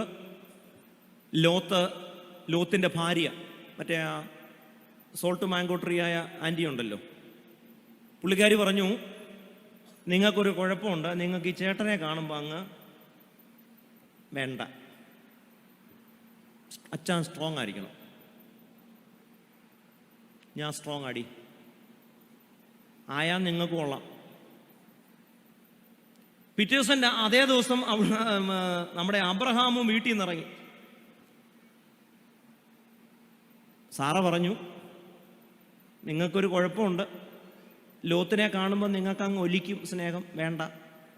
അവൻ നിങ്ങളെ കുറേ കാലമായിട്ട് എസ് ഐ ആക്കിക്കൊണ്ടിരിക്കുകയാണ്, ഇനിയെങ്കിലും നിങ്ങൾ അങ്ങനെ ആവരുത്. ഇല്ലടി, ഞാൻ സ്ട്രോങ്ങാണ്, ഡബിൾ സ്ട്രോങ്ങാണ്. രണ്ടുപേരും പോയി. അബ്രഹാം ലോത്തിനോട് ചോദിച്ചേടാ, നിനക്ക് എവിടാ വേണ്ടി? വീട്ടിൽ നിന്നേ പുള്ളിയെല്ലാം പഠിച്ചിട്ടാണ് വന്നേ. വെള്ളമുള്ള സ്ഥലമൊക്കെ പുള്ളി അങ്ങ് എടുത്തു. എനിക്കത് മതി അച്ചാച്ച. ഉറപ്പാണോ? ഉറപ്പ്. എടുത്തു. അങ്ങനെ വീതം വെപ്പ് കഴിഞ്ഞ് അബ്രഹാമും ലോത്തും വീട്ടിലോട്ട് വരും. ലോത്ത് ദൂരേന്ന് വരുന്നത് ഇങ്ങനെ നോക്കിയിരിക്കുകയാണ്. നമ്മുടെ സോൾട്ട് മാംഗോ ട്രീ ദൂരേന്ന് ഇങ്ങനെ നോക്കിയിരിക്കുക. ആ വരവ് കണ്ടപ്പോഴേ മനസ്സിലായി സംഭവം കോളടിച്ചു. എന്തായി അച്ഛാ? ലോത്തിൻ്റെ ഭാര്യ ലോത്തിനെ കെട്ടിപ്പിടിച്ചൊരു ഉമ്മയെ കൊടുത്തു. I am proud of you അച്ചാച്ച. ആടിനെ കൊന്നു, ബിരിയാണി വെച്ചു, ആഘോഷം. സാറ നോക്കിയിരിക്കുക ചേട്ടൻ വരെ. ആ വരവിൻ്റെ സ്പീഡ് കണ്ടപ്പോഴേ മനസ്സിലായി ഇയാൾ ഇന്നും എസ് ഐ ആയി. ചോദിച്ചു, എന്തായി? ഓ എടി, അവനെ അപ്പോഴേ മനസ്സിലായി ജോർദാൻ അരിയുള്ള സ്ഥലം കൊണ്ട് അയാൾ പോയി. ഒറ്റ നെഞ്ചത്തടി, എൻ്റെ ദൈവമേ, ഇങ്ങനൊരു കിഴങ്ങനെയാണല്ലോ നീ എനിക്ക് തന്നത്. ഇയാളോട് ഞാൻ പറഞ്ഞതാ സ്ട്രോങ് ആയിരിക്കണേ. വീട്ടിൽ കയറി. അബ്രഹാം കുളിയൊക്കെ കഴിഞ്ഞു. ലോത്തിനോട് ഭാര്യയോട് ചോദിച്ചെടി, കഴിക്കാൻ വല്ലതും ഉണ്ടോ? എന്നെ കൊണ്ടൊന്നും പറയിപ്പിക്കരുത്, വന്നിരിക്കുക, ഇനി ഞങ്ങൾക്ക് ഞാൻ എന്നൊക്കെ പറഞ്ഞു. അബ്രഹാം പറഞ്ഞു, ഒന്നും വേണ്ട, ബാക്കി ഞാൻ ഊഹിച്ചോളാം, നീ ഇനി ഒന്നും പറയണ്ട. അബ്രഹാം കയറി കിടന്ന് ഉറങ്ങി. ലോത്തും ഉറങ്ങി. അബ്രഹാമും ആ രാത്രി സുഖമായി ഉറങ്ങി, ലോത്തും ഉറങ്ങി. ലോത്തുറങ്ങിയത് വെട്ടിപ്പിടിച്ചതിൻ്റെ സന്തോഷം കൊണ്ട്, അബ്രഹാം ഉറങ്ങിയത് വിട്ടുകൊടുത്തതിൻ്റെ സന്തോഷം. അബ്രഹാമിനറിയാം അപ്പമല്ല, അപ്പനാണ് വലുത്. സഹോദരങ്ങളെ കളിപ്പിച്ചും വെട്ടിപ്പിടിച്ചും അതിരുമാന്തിയും ഒക്കെ നേടുമ്പോൾ നമ്മൾ മറന്നു പോകുന്ന ഒരു കാര്യം, അപ്പമാണ് വലുത്, അപ്പനല്ല എന്ന കാര്യമാണ്. എന്നാൽ എന്നെ കേൾക്കുന്ന പ്രിയരെ, ദൈവം തരുന്ന സമ്പാദ്യം മാത്രമേ നിലനിൽക്കൂ. അതുകൊണ്ട് ദൈവത്തെ ആശ്രയിക്കുന്നത്, അപ്പനെ ആശ്രയിക്കുന്നത് ഒരു ശീലമാക്കണം. 34-ാം സങ്കീർത്തനത്തിൽ പറയുന്നുണ്ട്, യഹോവ നല്ലവനെന്ന് രുചിച്ചറിവീൻ, taste and see that the Lord is good. അപ്പമല്ല, അപ്പനാണ് വലുത്. ഇത് പഠിക്കണം, എളുപ്പമല്ലെങ്കിലും. എനിക്കൊരു ഉപദേശി അറിയാം. ഈ ഉപദേശിക്ക് പെൺമക്കളാണ്, എണ്ണമൊന്നും ഞാൻ പറയൂല. അപ്പോൾ ഈ ഉപദേശിയുടെ വീട്ടിൽ ഞാൻ എപ്പോഴും കാണുന്ന ഒരു കാര്യം, ആര് പാവങ്ങളും സാധുക്കളും വന്നാലും ഉപദേശി അങ്ങ് ഭയങ്കരമായിട്ട് അങ്ങ് സ്വീകരിക്കും, സൽക്കരിക്കും. അബ്രഹാം ദൂതന്മാരെ സൽക്കരിച്ചതുപോലെ. അപ്പം ഞാനൊരു ദിവസം ഉപദേശിയോട് പറഞ്ഞു, എൻ്റെ ഉപദേശി, ഇങ്ങനെ പോയാൽ കാര്യങ്ങൾ കുഴപ്പത്തിലാവും. ഉപദേശിക്ക് വളരെ കുറച്ച് ശമ്പളമേ ഉള്ളൂ, കുട്ടികൾ വളർന്നു വരുന്നു, അവരെ കെട്ടിക്കണം, പഠിപ്പിക്കണം, വീട് വയ്ക്കണം. അതുകൊണ്ട് ഇങ്ങനെ വരുന്നവരെയും പോകുന്നവരെയും ഒന്നും സൽക്കരിക്കരുത്. അപ്പോൾ ഈ ഉപദേശി എന്നോട് പറഞ്ഞു, അച്ഛാ, ദൈവം നടത്തും. ഞാനിത് പല പ്രാവശ്യം പറഞ്ഞിട്ടും ഉപദേശിക്ക് യാതൊരു മാറ്റവുമില്ല. ഞാൻ അവസാനം ഒരു പഴഞ്ചൊല്ല് പറഞ്ഞു, അറിയാത്ത ഡാഷ് ചൊറിയുമ്പോൾ അറിയും. ഞാൻ മനസ്സിൽ വിചാരിച്ചു, ഇയാൾ ഇനി എന്തെങ്കിലും ചെയ്യട്ടെ, ദൈവം നടത്തുമെന്നുള്ളതൊന്നും ഞങ്ങൾ സെമിനാരി പഠിച്ചിട്ടില്ല. നമ്മൾ സെമിനാരി പഠിക്കുന്ന അഥവാ ദൈവം മറന്നുപോയാലും നമ്മൾ നമ്മുടെ കാര്യം ഓർത്തോണമെന്നാണ്. അതാണ് നമ്മൾ കോണസ്റ്റ് പരിപാടി. പക്ഷേ ഉപദേശി സെമിനാരി പഠിക്കാത്തതുകൊണ്ടായിരിക്കും ഉപദേശിക്ക് ദൈവം നടത്തുമെന്നുള്ള സ്കൂളിലാണ് ഇപ്പോഴും പുള്ളി ഇരിക്കുന്നത്. ആയിക്കോട്ടെ എന്ന് വിചാരിച്ചു. കുറേ വർഷങ്ങൾ കഴിഞ്ഞു. ഞാനൊരു മറ്റൊരു രാജ്യത്ത് ശുശ്രൂഷ ചെയ്യുന്ന സമയം എനിക്കൊരു ഫോൺ വരുന്നു. അച്ഛാ ഇന്നാരാ? ഞാൻ ചോദിച്ചു എന്നാ കാര്യം? മോള് +2 പാസ്സായി, കുറച്ച് മാർക്കേ ഉള്ളൂ, അവക്ക് ഇന്ന കോളേജിൽ ഒരു അഡ്മിഷൻ വേണം. ആ കോളേജിൻ്റെ പേരൊക്കെ പറഞ്ഞു. അപ്പോൾ അത് അത്യാവശ്യം വലിയ പേരുള്ളൊരു കോളേജാണ്. BSc മാത്സിന് അഡ്മിഷൻ വേണം. ഞാൻ പറഞ്ഞു എനിക്ക് ആ കോളേജൊന്നും അറിയത്തില്ല, ഞാൻ അവിടെ ഒന്നും പഠിച്ചിട്ടുമില്ല, അതുകൊണ്ട് എന്നെ കൊണ്ട് നടക്കത്തില്ല. ഞങ്ങളിങ്ങനെ അങ്ങോട്ടും ഇങ്ങോട്ടും സംസാരിക്കുന്നു. അവസാനം ഞാൻ പറഞ്ഞു വീട്ടിൽ ചെന്നിട്ട് വിളിക്കാം. ഇപ്പോൾ ആ വീട്ടിലെ അങ്കിൾ എന്നോട് ചോദിച്ചു എന്താ അച്ഛാ ആ കോളേജിൻ്റെ പേര് പറഞ്ഞിട്ട് ചോദിച്ചു എന്താ കോളേജിലെ കാര്യമൊക്കെ പറഞ്ഞ്. അപ്പം ഞാൻ വിവരങ്ങളൊക്കെ പറഞ്ഞു. അപ്പോൾ ഈ പുള്ളി ആ കോളേജിൽ പഠിച്ചയാളാണ്. അപ്പോൾ എന്നോട് പറഞ്ഞു നമുക്ക് അവളെ BSc മാത്സിനൊന്നും വിടണ്ട, നമുക്ക് അവളെ എൻജിനീയറിങ്ങിന് വിടാം. ഞാൻ പറഞ്ഞു ബെസ്റ്റ്, അതിനുള്ള പൈസ ഒന്നും ഉദ്ദേശിക്കില്ല. ഞാൻ അച്ഛനോട് കാശ് ചോദിച്ചു, അച്ഛൻ ആ നമ്പറിങ്ങതാ. നമ്പർ കൊടുത്തു.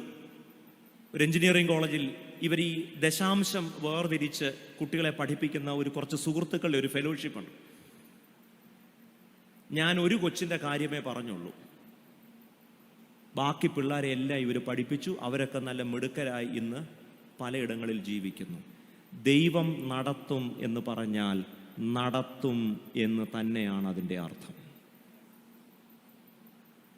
ദൈവം നടത്തും എന്ന് പറഞ്ഞാൽ നടത്തും എന്ന് തന്നെയാണ് അതിൻ്റെ അർത്ഥം. അപ്പമല്ല, അപ്പനാണ് വലുത്. ഇസ്രായേൽ മക്കൾ പഠിക്കണമെന്ന് ദൈവത്തിന് ആഗ്രഹമുള്ള 4ാമത്തെ പാഠം, അപ്പത്തിന് വേണ്ടി കാണുന്നവരെയൊക്കെ അപ്പ എന്ന് വിളിക്കുന്ന ഒരു കാലത്ത് നിനക്കൊരൊറ്റ അപ്പനേ ഉള്ളൂ, അത് സ്വർഗസ്ഥനായ അപ്പനാണ്. അപ്പത്തിന് വേണ്ടി അവിടെ ഇവിടെയും കാണുന്നവരെയൊക്കെ ദൈവമെന്നും അപ്പ എന്നും ആൾ ദൈവം എന്നും വിളിക്കരുത്. മനുഷ്യൻ അപ്പം കൊണ്ട് മാത്രമല്ല ജീവിക്കുന്നത്. അപ്പം വേണ്ടെന്നല്ല, പക്ഷേ അപ്പത്തേക്കാൾ വലുതാണ് അപ്പൻ. ഒരു കാര്യം കൂടെ പറഞ്ഞ് ഞാൻ അവസാനിപ്പിക്കും. അതിൻ്റെ 5ാമത്തെ വാക്യത്തിൽ അവിടെ പറയുന്നു, ഒരു മനുഷ്യൻ തൻ്റെ മകനെ ശിക്ഷിച്ച് വളർത്തുന്നത് പോലെ നിന്റെ ദൈവമായ യഹോവ നിന്നെ ശിക്ഷിച്ച് വളർത്തുന്നുവെന്ന് നീ മനസ്സിൽ ധ്യാനിച്ചു കൊള്ളണം. അപ്പോൾ എന്തിനാണ് ദൈവം 40 കൊല്ലം മരുഭൂമിയിലൂടെ തൻ്റെ ജനത്തെ നടത്തിയത്? ഇസ്രയേൽ ജനത്തിന് തോന്നിക്കാണും ദൈവം അവരെ പണിഷ് ചെയ്യുവാണെന്ന്, അവരെ ശിക്ഷിക്കുകയാണ്. എന്നാൽ ദൈവം പറയുന്നു, the 40 years of your wilderness journey was not a punishment but a disciplining. ഞാൻ നിങ്ങളെ ശിക്ഷിക്കുകയല്ലായിരുന്നു, മറിച്ച് അതൊരു ശിക്ഷണമായിരുന്നു. ഏതാണ്ട് നമ്മളൊരു പ്രാസം ഒപ്പിച്ച് ഡിസിപ്ലിനും പണിഷ്മെന്റും എന്നുള്ളത് ഇംഗ്ലീഷിൽ പറഞ്ഞാൽ അങ്ങോട്ട് അത്ര ഒക്കത്തില്ല. എന്നാൽ മലയാളത്തിൽ പറഞ്ഞാൽ ശിക്ഷയും ശിക്ഷണവും. എന്താ ഇത് തമ്മിലുള്ള വ്യത്യാസം?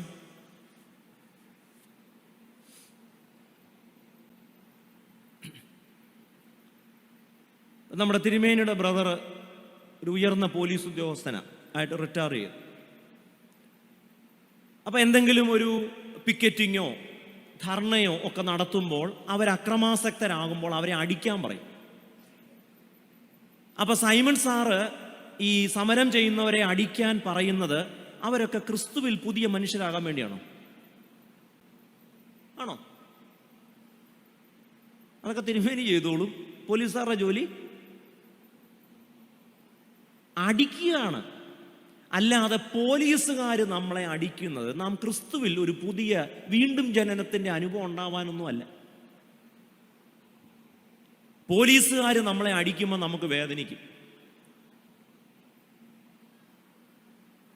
അപ്പനും അമ്മയും തല്ലുമ്പോഴും നമുക്ക് വേദനിക്കും.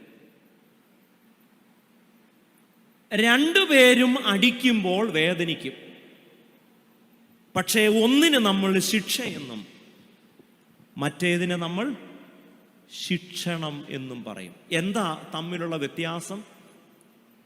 ദൈവം നമ്മുടെ ജീവിതത്തിൽ തരുന്നതായ സങ്കടങ്ങളിൽ നിന്ന് നാം ഒന്നും പഠിക്കുന്നില്ലെങ്കിൽ അത് ശിക്ഷയാണ്. എന്നാൽ അതിൽ നിന്ന് എനിക്ക് ചില കാര്യങ്ങൾ പഠിക്കാനുണ്ട് എന്ന് കരുതുകയും ഞാൻ പഠിക്കുകയും ചെയ്യുമ്പോൾ ശിക്ഷയെന്ന് എനിക്ക് തോന്നിയതിനെ എനിക്ക് എന്താക്കി മാറ്റാൻ പറ്റും? ശിക്ഷണമാക്കി മാറ്റാൻ പറ്റും. ദുരിതങ്ങളിൽ നിന്ന്, സങ്കടങ്ങളിൽ നിന്ന്, രോഗങ്ങളിൽ നിന്ന്, മരണത്തിൽ നിന്ന് ഒന്നും പഠിക്കുന്നില്ലെങ്കിൽ ദൈവം നമ്മളെ ശിക്ഷിക്കുകയാണ് എന്ന് തോന്നാം. എന്നാൽ അതിൽ നിന്ന് നമ്മൾ എന്തെങ്കിലും പഠിക്കുന്നെങ്കിൽ അത് ശിക്ഷയല്ല, അത് ശിക്ഷണമാണ്.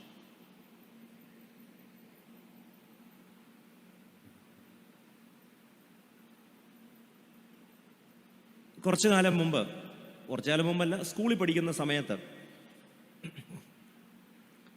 എന്നെ കോപ്പി അടിച്ചതിന് പിടിച്ചു. അപ്പം നിങ്ങളായിരിക്കും, ഇയാളുടെ തള്ളൊക്കെ കണ്ടപ്പോൾ ഇയാൾ ക്ലാസ്സിലൊക്കെ ഫസ്റ്റ് ആണെന്നാ തോന്നുന്നു. പക്ഷെ നിങ്ങൾ വിചാരിക്കുന്ന സൈസ് കോപ്പിയടിയല്ല. ഇച്ചിരി വെള്ളം കുടിച്ചിട്ട് പറയേണ്ട കാര്യം.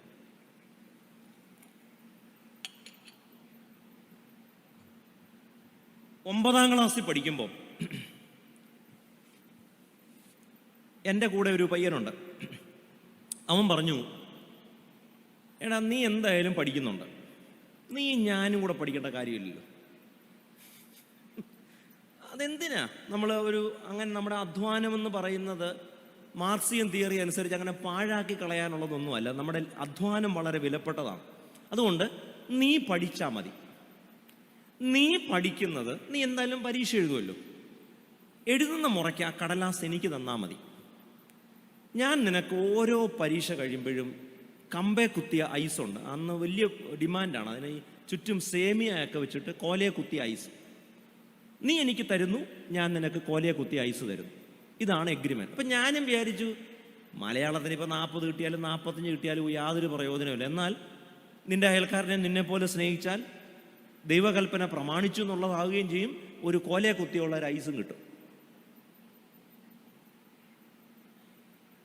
ശരി, ഒന്നാമത്തെ ദിവസം മലയാളമാണ്. 2 എഴുത്തുകൾ, 14 6 ഗണം, പാദം 2 1 പോൽ, ഗുരു ഒന്നെങ്കിലും വേണം. ഇതൊക്കെ പഠിച്ചിട്ട് എന്തോന്നെടുക്കാൻ ഉണ്ടോ? മന്നവേന്ദ്ര വിളങ്ങുന്നു, ശാർദുല വിക്രീഡിതം, ഇതൊന്നും ജീവിതത്തിൽ യാതൊരു പ്രയോജനവും ഇല്ലാത്ത കുറേ കാര്യങ്ങൾ. സംബന്ധിക, തൽപുരുഷൻ, കർമ്മധാരയൻ, ജീവിതത്തിൽ ഗ്യാസ് മുട്ടായിക്ക് പ്രയോജനമില്ലാത്ത കുറേ കാര്യങ്ങൾ ഇങ്ങനെ പരീക്ഷയ്ക്ക് പഠിച്ചു വെച്ചിട്ടുണ്ട്. അപ്പം ഞാൻ വിചാരിച്ച് ഇവനതും കൊടുക്കാം. അങ്ങനെ ഞാൻ പരീക്ഷ എഴുതുന്നു, ഒന്നാമത്തെ കടലാസ് എഴുതുന്നു, ഇവന് കൊടുക്കുന്നു. ഇവനാണെങ്കിൽ കോപ്പി അടിക്കാൻ പോലുമുള്ള ബോധം അറിയില്ലാത്തവനാണ്. അപ്പം ഞാൻ അങ്ങോട്ട് കൊടുക്കുന്നു, ഇവൻ അങ്ങോട്ട് മാറ്റി വെച്ചിട്ട് ഇങ്ങനെ എഴുതുക. അപ്പം ഞാൻ ഈ പരീക്ഷ എഴുതുന്നതിൻ്റെ തിരക്കായതുകൊണ്ട് അത്ര ശ്രദ്ധിച്ചില്ല. ടീച്ചർ പൊക്കി. ഒന്നാമത്തെ ദിവസം തന്നെ കോലൈസായി. ടീച്ചർ ചോദിച്ചു, ഇതെന്തുവാ? അവസാനം ഞങ്ങൾ കുറ്റമേറ്റു പറഞ്ഞു, ഞാൻ ആ പരീക്ഷയ്ക്ക് തോറ്റു. പിന്നെ ആ കൊച്ചമ്മ ഒരച്ഛൻ്റെ ഭാര്യയാണ്, ഞങ്ങളുടെ പള്ളിയിൽ വികാരിയായിട്ട് വന്നു. പിന്നെ അന്ന് മുതൽ ഞാൻ പള്ളി കയറിയിട്ടുമില്ല. നിങ്ങളൊന്ന് ആലോചിക്കുക, ഒരു കോലൈസ് കിട്ടിയാൽ എന്തും ചെയ്യും. അന്ന് പരീക്ഷയ്ക്ക് തോറ്റത് കൊണ്ട് ഒരു ഗുണമുണ്ടായി. പലരും കോലൈസ് തന്ന് നിങ്ങളെ പ്രലോഭിപ്പിക്കും. പക്ഷേ ഒരു കോലൈസിന് വേണ്ടി എന്തും ചെയ്യരുത്.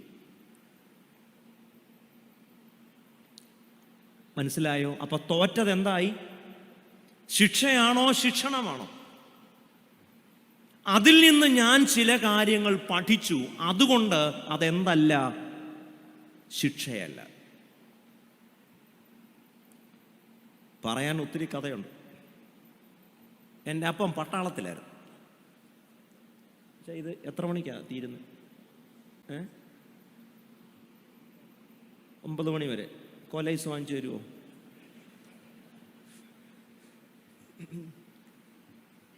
അപ്പൊ ഞാൻ എൻ്റെ അമ്മയുടെ വീട്ടിൽ നിന്നാണ് വളർന്നേ. 2 മാസത്തെ അവധിയാകുമ്പോൾ അപ്പൻ്റെ അടുക്ക പോകും. ആ പ്രാവശ്യം ഞാൻ 2ാം ക്ലാസ്സിലാണെന്ന് തോന്നുന്നു, 2ലോ 3ലോ പഠിക്കുമ്പം അവധിക്ക് പോയി. അന്ന് ഉദയപൂരിലാണ് എൻ്റെ അപ്പൻ. ചെന്നു, ഒന്നാമത്തെ ദിവസമോ രണ്ടാമത്തെ ദിവസം മുറ്റത്തൊക്കെ ഇറങ്ങി എല്ലാം ഒന്ന് നടന്ന് കാര്യങ്ങളൊക്കെ മനസ്സിലാക്കി. ഇങ്ങനെ നടന്ന് ചെന്നപ്പോൾ കല്ലറ പോലെ കുറേ സാധനങ്ങൾ കല്ലറ പോലെ തന്നെ ഇരിക്കും. സൂക്ഷിച്ച് നോക്കിയപ്പം അതിൻ്റെ പുറത്തെല്ലാം 5 പൈസയും 10 പൈസയും ഒക്കെ കിടക്കും. അന്നത്തെ കാലത്ത് അതിന് വലിയ വിലയാണ്. അന്നത്തെ കാലം എന്ന് പറയുമ്പോൾ ഒരു 10-20 വർഷം മുമ്പ്, അത്രയും കൂട്ടിയാൽ മതി, വലിയ വിലയാണ്. അപ്പം ഞാൻ വിചാരിച്ചു, ഇങ്ങനെ ഈ 5 പൈസയും 10 പൈസയും ഒക്കെ ഇങ്ങനെ വെയിലത്ത് കിടന്ന് വെയിലും കൊണ്ട് മഴ കൊണ്ട് നഷ്ടപ്പെട്ടു പോകാൻ പാടില്ലല്ലോ. പൈസയുടെ വിലയുണ്ടല്ലോ. അപ്പം ഞാൻ വിചാരിച്ചു പൈസ ഒന്നും നഷ്ടപ്പെട്ടു പോകണ്ട എന്ന് കരുതി ഞാൻ ആ കല്ലറയിൽ കിടന്ന ചില്ലറ പൈസ എല്ലാം പെറുക്കി, 5 പൈസയും 10 പൈസയും പെറുക്കി നിക്കറിൻ്റെ പോക്കറ്റിട്ടു. വീട്ടിൽ ചെന്നു. അപ്പം അമ്മ മീൻ വെട്ടിക്കൊണ്ടിരിക്കുക. അപ്പം ഞാൻ ആ നടക്കുമ്പോഴത്തേക്ക് ഈ മണിച്ചിത്ര താഴെ ഗംഗ നടക്കുന്ന പോലെയാണ് ജിൽ ജിൽ എന്നൊരു ശബ്ദം. അപ്പോൾ എന്നോട് ചോദിച്ചു, നീ ഒന്ന്. ഞാനവിടെ ചെന്നു. എന്തോ എൻ്റെ പോക്കറ്റ്? ഞാൻ പറഞ്ഞു, പൈസയാ. എവിടെ നിന്ന് കിട്ടി? ഞാൻ പറഞ്ഞു, അവിടെ ചെന്നപ്പം ഇങ്ങനെ കല്ലറ പോലെ കുറച്ച് സാധനങ്ങൾ കിടക്കുന്ന കണ്ടു. അതിൻ്റെ പുറത്തൊക്കെ 5 പൈസയും 10 പൈസയും ഒക്കെ കിടക്കുന്നു. അത് അവിടെ കിടന്ന് വെയിൽ കൊള്ളു പോകണ്ടല്ലോ എന്ന് കരുതി ഞാനെടുത്ത് നിക്കറിൻ്റെ പോക്കറ്റ് ഇട്ടാന്ന്. ആ പിച്ചാത്തി കൊണ്ട് ഒരൊറ്റ കീച്ച് എനിക്ക് കീച്ചി എൻ്റെ കാലെ ഇച്ചിരി മുറിയൊക്കെ ചെയ്തു. എന്നിട്ട് പറഞ്ഞു, വേഗം കൊണ്ടാ പൈസ കൊണ്ടേ. കാലൊക്കെ ഇച്ചിരി മുറഞ്ഞു. എനിക്ക് വലിയ സങ്കടമൊക്കെ തോന്നി. അന്നേ ഞാൻ ആ തള്ളെ സ്കെച്ച് ചെയ്തതാണ്, ഞാൻ നോട്ടം വിട്ടിട്ടുണ്ട്. അടി കിട്ടിയത് കൊണ്ട് എനിക്കൊരു കാര്യം മനസ്സിലായി. ഇങ്ങനെ 5 പൈസയും 10 പൈസയും പലയിടത്തും കിടന്ന് വെയിൽ കൊള്ളും, അതെല്ലാം വാരി നിക്കറിൻ്റെ പോക്കറ്റ് ഇടരുത്. ഞാൻ വിചാരിക്കുന്നതേ, അന്ന് ആ അടി എനിക്ക് കിട്ടിയില്ലായിരുന്നെങ്കിൽ ഈ സ്തോത്രകാഴ്ച സഞ്ചിയൊക്കെ കാണുമ്പോൾ എനിക്ക് എന്തെങ്കിലും തോന്നിയാൽ കുറ്റം പറയാൻ പറ്റൂ? അതൊന്നും ആർക്കുള്ളതല്ല. അടി, വേദന, സങ്കടം എന്തെങ്കിലും പഠിച്ചാൽ അത് ശിക്ഷണമാണ്. എന്നാൽ എത്ര സങ്കടങ്ങൾ വന്നാലും ഒന്നും പഠിക്കുന്നില്ലെങ്കിൽ അത് ശിക്ഷയാണ്. അതുകൊണ്ടാണ് ജീവിതത്തിൽ സങ്കടങ്ങൾ പെരുകി വരുമ്പോൾ, ദുരിതങ്ങൾ ഇങ്ങനെ അലകടലായി ജീവിതത്തിൽ ആഞ്ഞടിക്കുമ്പോഴും ദൈവം എന്നെ ശിക്ഷിക്കുന്നു എന്ന് പറയുന്നതിൻ്റെ കാരണം അതിൽ നിന്നും ഒന്നും പഠിക്കാത്തത് കൊണ്ടാണ്. എന്തെങ്കിലും പഠിച്ചാൽ ഏത് സങ്കടത്തെയും നിങ്ങൾക്ക് ശിക്ഷണമാക്കി മാറ്റാൻ കഴിയും. You can transform your pain into a lesson. വേദനകളെ വേദപാഠങ്ങളാക്കി മാറ്റാൻ നിങ്ങൾക്ക് കഴിയും. അതുകൊണ്ട് വേദനകളെ വേദനകളായി മാത്രമല്ല, എല്ലാ വേദനകളുടെ പിന്നിലും ദൈവത്തിന് ചില കാര്യങ്ങൾ എന്നെ പഠിപ്പിക്കാനുണ്ട് എന്ന് തിരിച്ചറിയുമ്പോൾ എൻ്റെ വേദനകളെ എനിക്ക് വേദപാഠങ്ങളാക്കി മാറ്റാൻ കഴിയും. ഞങ്ങൾ ഞാൻ കുട്ടനാട്ടുകാരനാണ്, ഞാൻ പറഞ്ഞല്ലോ. ഇപ്പം ഞങ്ങളുടെ നാട്ടിൽ ഈ ഗ്യാസ് സ്റ്റവ് ഒന്നും ഒരു കാലത്തിൽ, മനുഷ്യർക്കൊക്കെ അതുണ്ടെങ്കിലും അത് സ്റ്റൗവായിട്ടൊന്നും അന്ന് അങ്ങനെ വന്നിട്ടില്ലാത്തൊരു കാലം. അപ്പം അവിടെ ഈ കിട്ടുന്ന വിറകൊക്കെ സൂക്ഷിച്ചു വെക്കും. എന്നിട്ട് വിറക് കുറയുമ്പോൾ അതെല്ലാം കൂടെ ചേർത്ത് അതുകൊണ്ട് അടുപ്പത്തൊക്കെ വെച്ചാണ് ഉണ്ടാക്കുന്നത്. അന്ന് ഗ്യാസ് സ്റ്റവ് ഒന്നുമില്ല. അപ്പോൾ ഈ മഴക്കാലമാണെങ്കിൽ രാവിലെ ചോറോ കഞ്ഞിയോ എന്തെങ്കിലും നൂഡിൽസ് എന്നൊക്കെ പറയണമെന്നുണ്ട്. പക്ഷേ അത് കള്ളമായി പോകില്ലോ എന്നുള്ളത് കൊണ്ട് ഞാൻ കഞ്ഞി ആക്കുക. നിങ്ങൾ വിചാരിക്കും ഇയാളെ കണ്ടപ്പോഴേ തോന്നിയാ ഇയാളൊരു കഞ്ഞി. അപ്പോൾ കഞ്ഞിയാണ്, ചോറാണെങ്കിൽ അത് തന്നെ ആയിരിക്കും രാവിലെയും തരുന്നത്. എന്നാൽ മഴക്കാലം അല്ലെങ്കിൽ ചിലപ്പോൾ രാവിലെ എന്തെങ്കിലുമൊക്കെ ഉണ്ടാകും. ഒരു ദിവസം രാവിലെ സ്കൂളിൽ പോകാനായിട്ട് ഞാനും അനിയനും കൂടെ ശരിയായപ്പോൾ അമ്മ പറഞ്ഞു, വട്ടയപ്പം ഉണ്ടാക്കി അവിടെ വെച്ചിട്ടുണ്ട്, വിഴുങ്ങിയേച്ച് പോകാൻ പറഞ്ഞു. കാരണം സ്കൂളിൽ ചെന്നിട്ടും നമ്മൾ IAS കാരനൊന്നും ആവുന്നില്ലെന്ന് അമ്മയ്ക്ക് അറിവുണ്ട്. പറഞ്ഞു വല്ലതും വിഴുങ്ങിയേച്ച് പോകും, അവിടെ എടുത്ത് വെച്ചിട്ടുണ്ടെന്ന്. ഞാൻ അവിടെ ചെന്നപ്പം വട്ടയപ്പം ഇങ്ങനെ വിറക് കീറുന്ന പോലെ 4ആയിട്ട് കീറി മേശപ്പുറത്ത് വെച്ചിട്ടുണ്ട്. ഇപ്പം ഷെയ്പ്പി മുറിച്ചിട്ടും പ്രത്യേകിച്ചൊന്നും സാധിക്കാനില്ലല്ലോ. അതിങ്ങനെ വിറക് കീറുന്ന പോലെ കീറി അവിടെ വെച്ചിട്ടുണ്ട്. അപ്പോൾ ഈ ചെറിയ നമ്മൾ പറഞ്ഞ ഇന്നത്തെ ഇങ്ങനത്തെ കൊച്ചല്ല, വലിയ പാത്രത്തിലാണ് അത് ഒഴിക്കുന്നത്. കാരണം വിറകൊക്കെ കുറവുള്ള സമയമല്ലേ. പാത്രത്തിൽ ഈ വട്ടയപ്പം ഒഴിച്ചു. മാവൊഴിച്ചു. അപ്പം അതിൻ്റെ സൈഡിലെല്ലാം ഇങ്ങനെ ഒരു മൊരു വരാന്നിരിക്കും, ഒരു സുഖമില്ല. നമ്മുടെ പിള്ളേർ സാൻഡ്വിച്ച് ഉണ്ടാക്കുമ്പോൾ ഈ സൈഡിലത്തെ വേണ്ടാത്തൊക്കെ അങ്ങ് അറുത്ത് മാറ്റിക്കളയുമല്ലോ. അപ്പോൾ എന്ന് പറഞ്ഞാൽ ഞാൻ ആ വട്ടയപ്പത്തിൻ്റെ സൈഡിലുള്ളതെല്ലാം കൂടെ കുന്തം എല്ലാം കൂടെ പറിച്ച് അങ്ങ് താഴോട്ടിട്ടു. എൻ്റെ കഷ്ടകാലത്തിന് അന്നേരപ്പം അമ്മ അതുവഴി ചൂലും കൊണ്ട് വന്നു.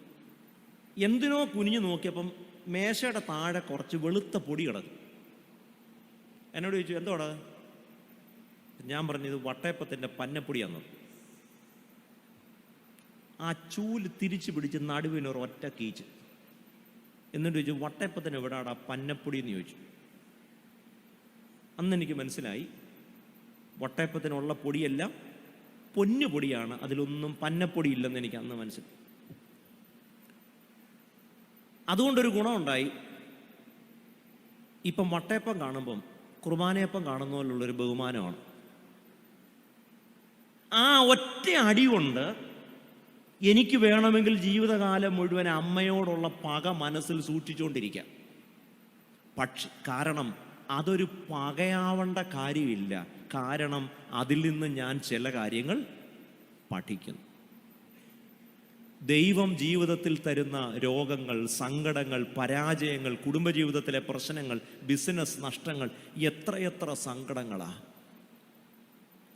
ഒന്നും പഠിക്കാത്തത് കൊണ്ട് ദൈവം ശിക്ഷിക്കുന്നതാണ് എന്ന് നമുക്ക് തോന്നുകയാണ്. ശരിക്കും ദൈവം ശിക്ഷിക്കുന്നില്ല, ദൈവം ശിക്ഷണമാണ് തരുന്നത്. യോഹന്നാന്റെ ഭാഷയിൽ പറഞ്ഞാൽ ഇതിനാണ് he is not punishing you, he is pruning you. നിങ്ങളെ ചെത്തി വെടിപ്പാക്കുകയാണ്. എന്തിനാണെന്നറിയാമോ? നിങ്ങൾ അധികം ഫലം കായ്ക്കേണ്ടത്. ഞാൻ എൻ്റെ വാക്കുകൾക്ക് അവസാനം കുറിക്കട്ടെ. Why God is late? എന്താ ദൈവം ജീവിതത്തിൽ താമസിക്കുന്നത്? വളരെ നിസ്സാരമായി നേടാവുന്ന ഞാൻ കരുതിയ പല നേട്ടങ്ങളും എൻ്റെ കയ്യിൽ നിന്ന് അങ്ങ് വഴുതി പോവുകയാണ്.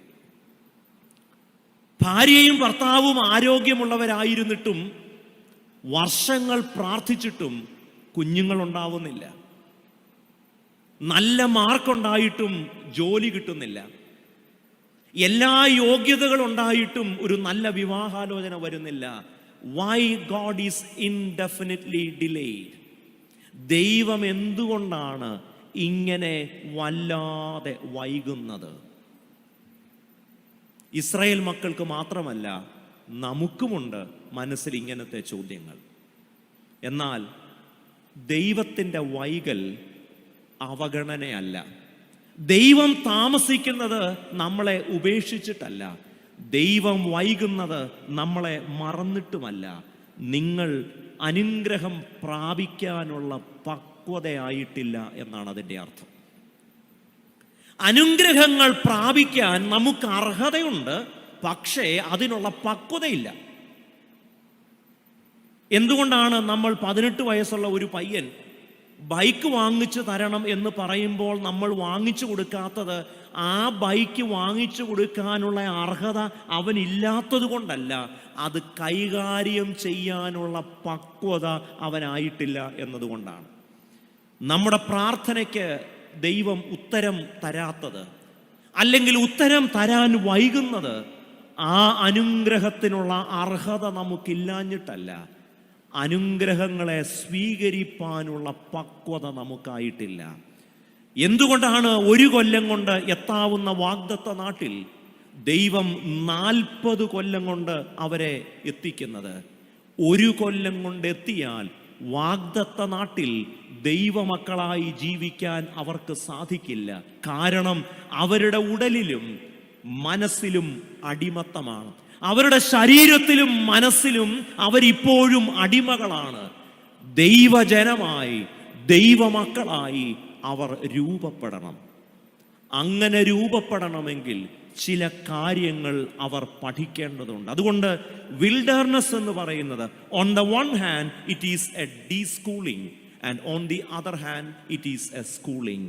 അവിടെ ചില കാര്യങ്ങൾ അൺലേൺ ചെയ്യണം, ചില കാര്യങ്ങൾ പഠിക്കണം. പഠിച്ച ചില കാര്യങ്ങൾ മറക്കണം, പുതിയ ചില കാര്യങ്ങൾ പഠിക്കണം. 5 പാഠങ്ങൾ മരുഭൂമി എന്ന പാഠശാല. 1, നിങ്ങളെ താഴ്ത്തുവാൻ. താഴ്ത്തുക എന്നതുകൊണ്ട് അർത്ഥമാക്കുന്നത് തകർക്കുക എന്നല്ല. ഇപ്പോഴുള്ള അവരുടെ താഴ്മ അടിമകളുടെ താഴ്മയാണ്. ദൈവത്തിന് വേണ്ടിയത് അടിമകളുടെ അപകർഷതാബോധത്തിൽ നിന്നും ആത്മനിന്ദയിൽ നിന്നുമുള്ള താഴ്മയല്ല, മക്കളെന്ന ആത്മാഭിമാനത്തിൽ നിന്നും ഉണ്ടാകേണ്ട താഴ്മയാണ്.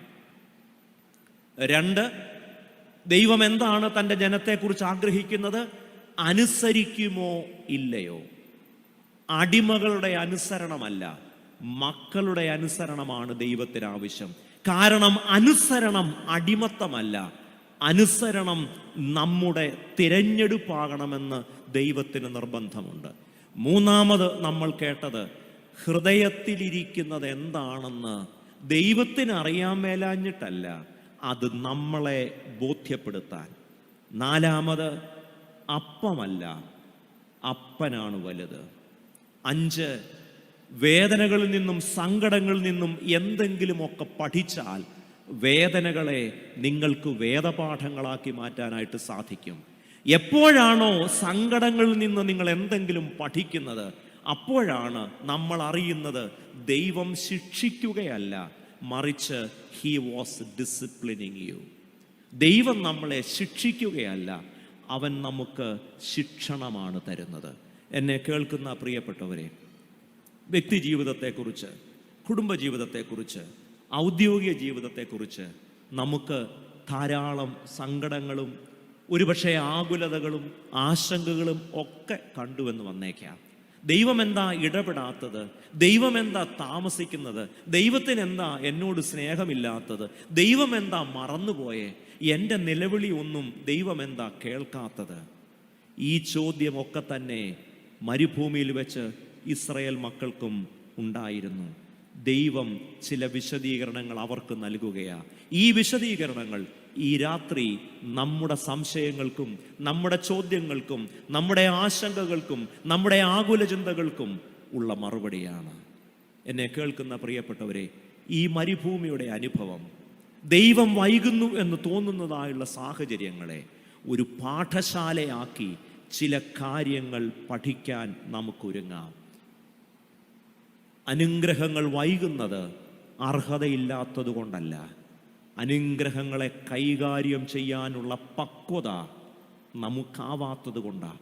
ദൈവം താമസിക്കുന്നതിന് ഒറ്റ ഉത്തരമേ ഉള്ളൂ, അത് അവഗണനയല്ല, നമുക്കർഹതയില്ലാഞ്ഞിട്ടുമല്ല, മറിച്ച് ആ അനുഗ്രഹങ്ങൾ നമുക്ക് ശാപമായി തീരാതെ ഇരിക്കണമെങ്കിൽ ആ അനുഗ്രഹങ്ങളെ പക്വതയോടെ കൈകാര്യം ചെയ്യാൻ നമുക്ക് കഴിയണം. ആ പക്വത എത്തിക്കാനാണ് ദൈവം ജീവിതത്തിൽ വൈകുന്നത്.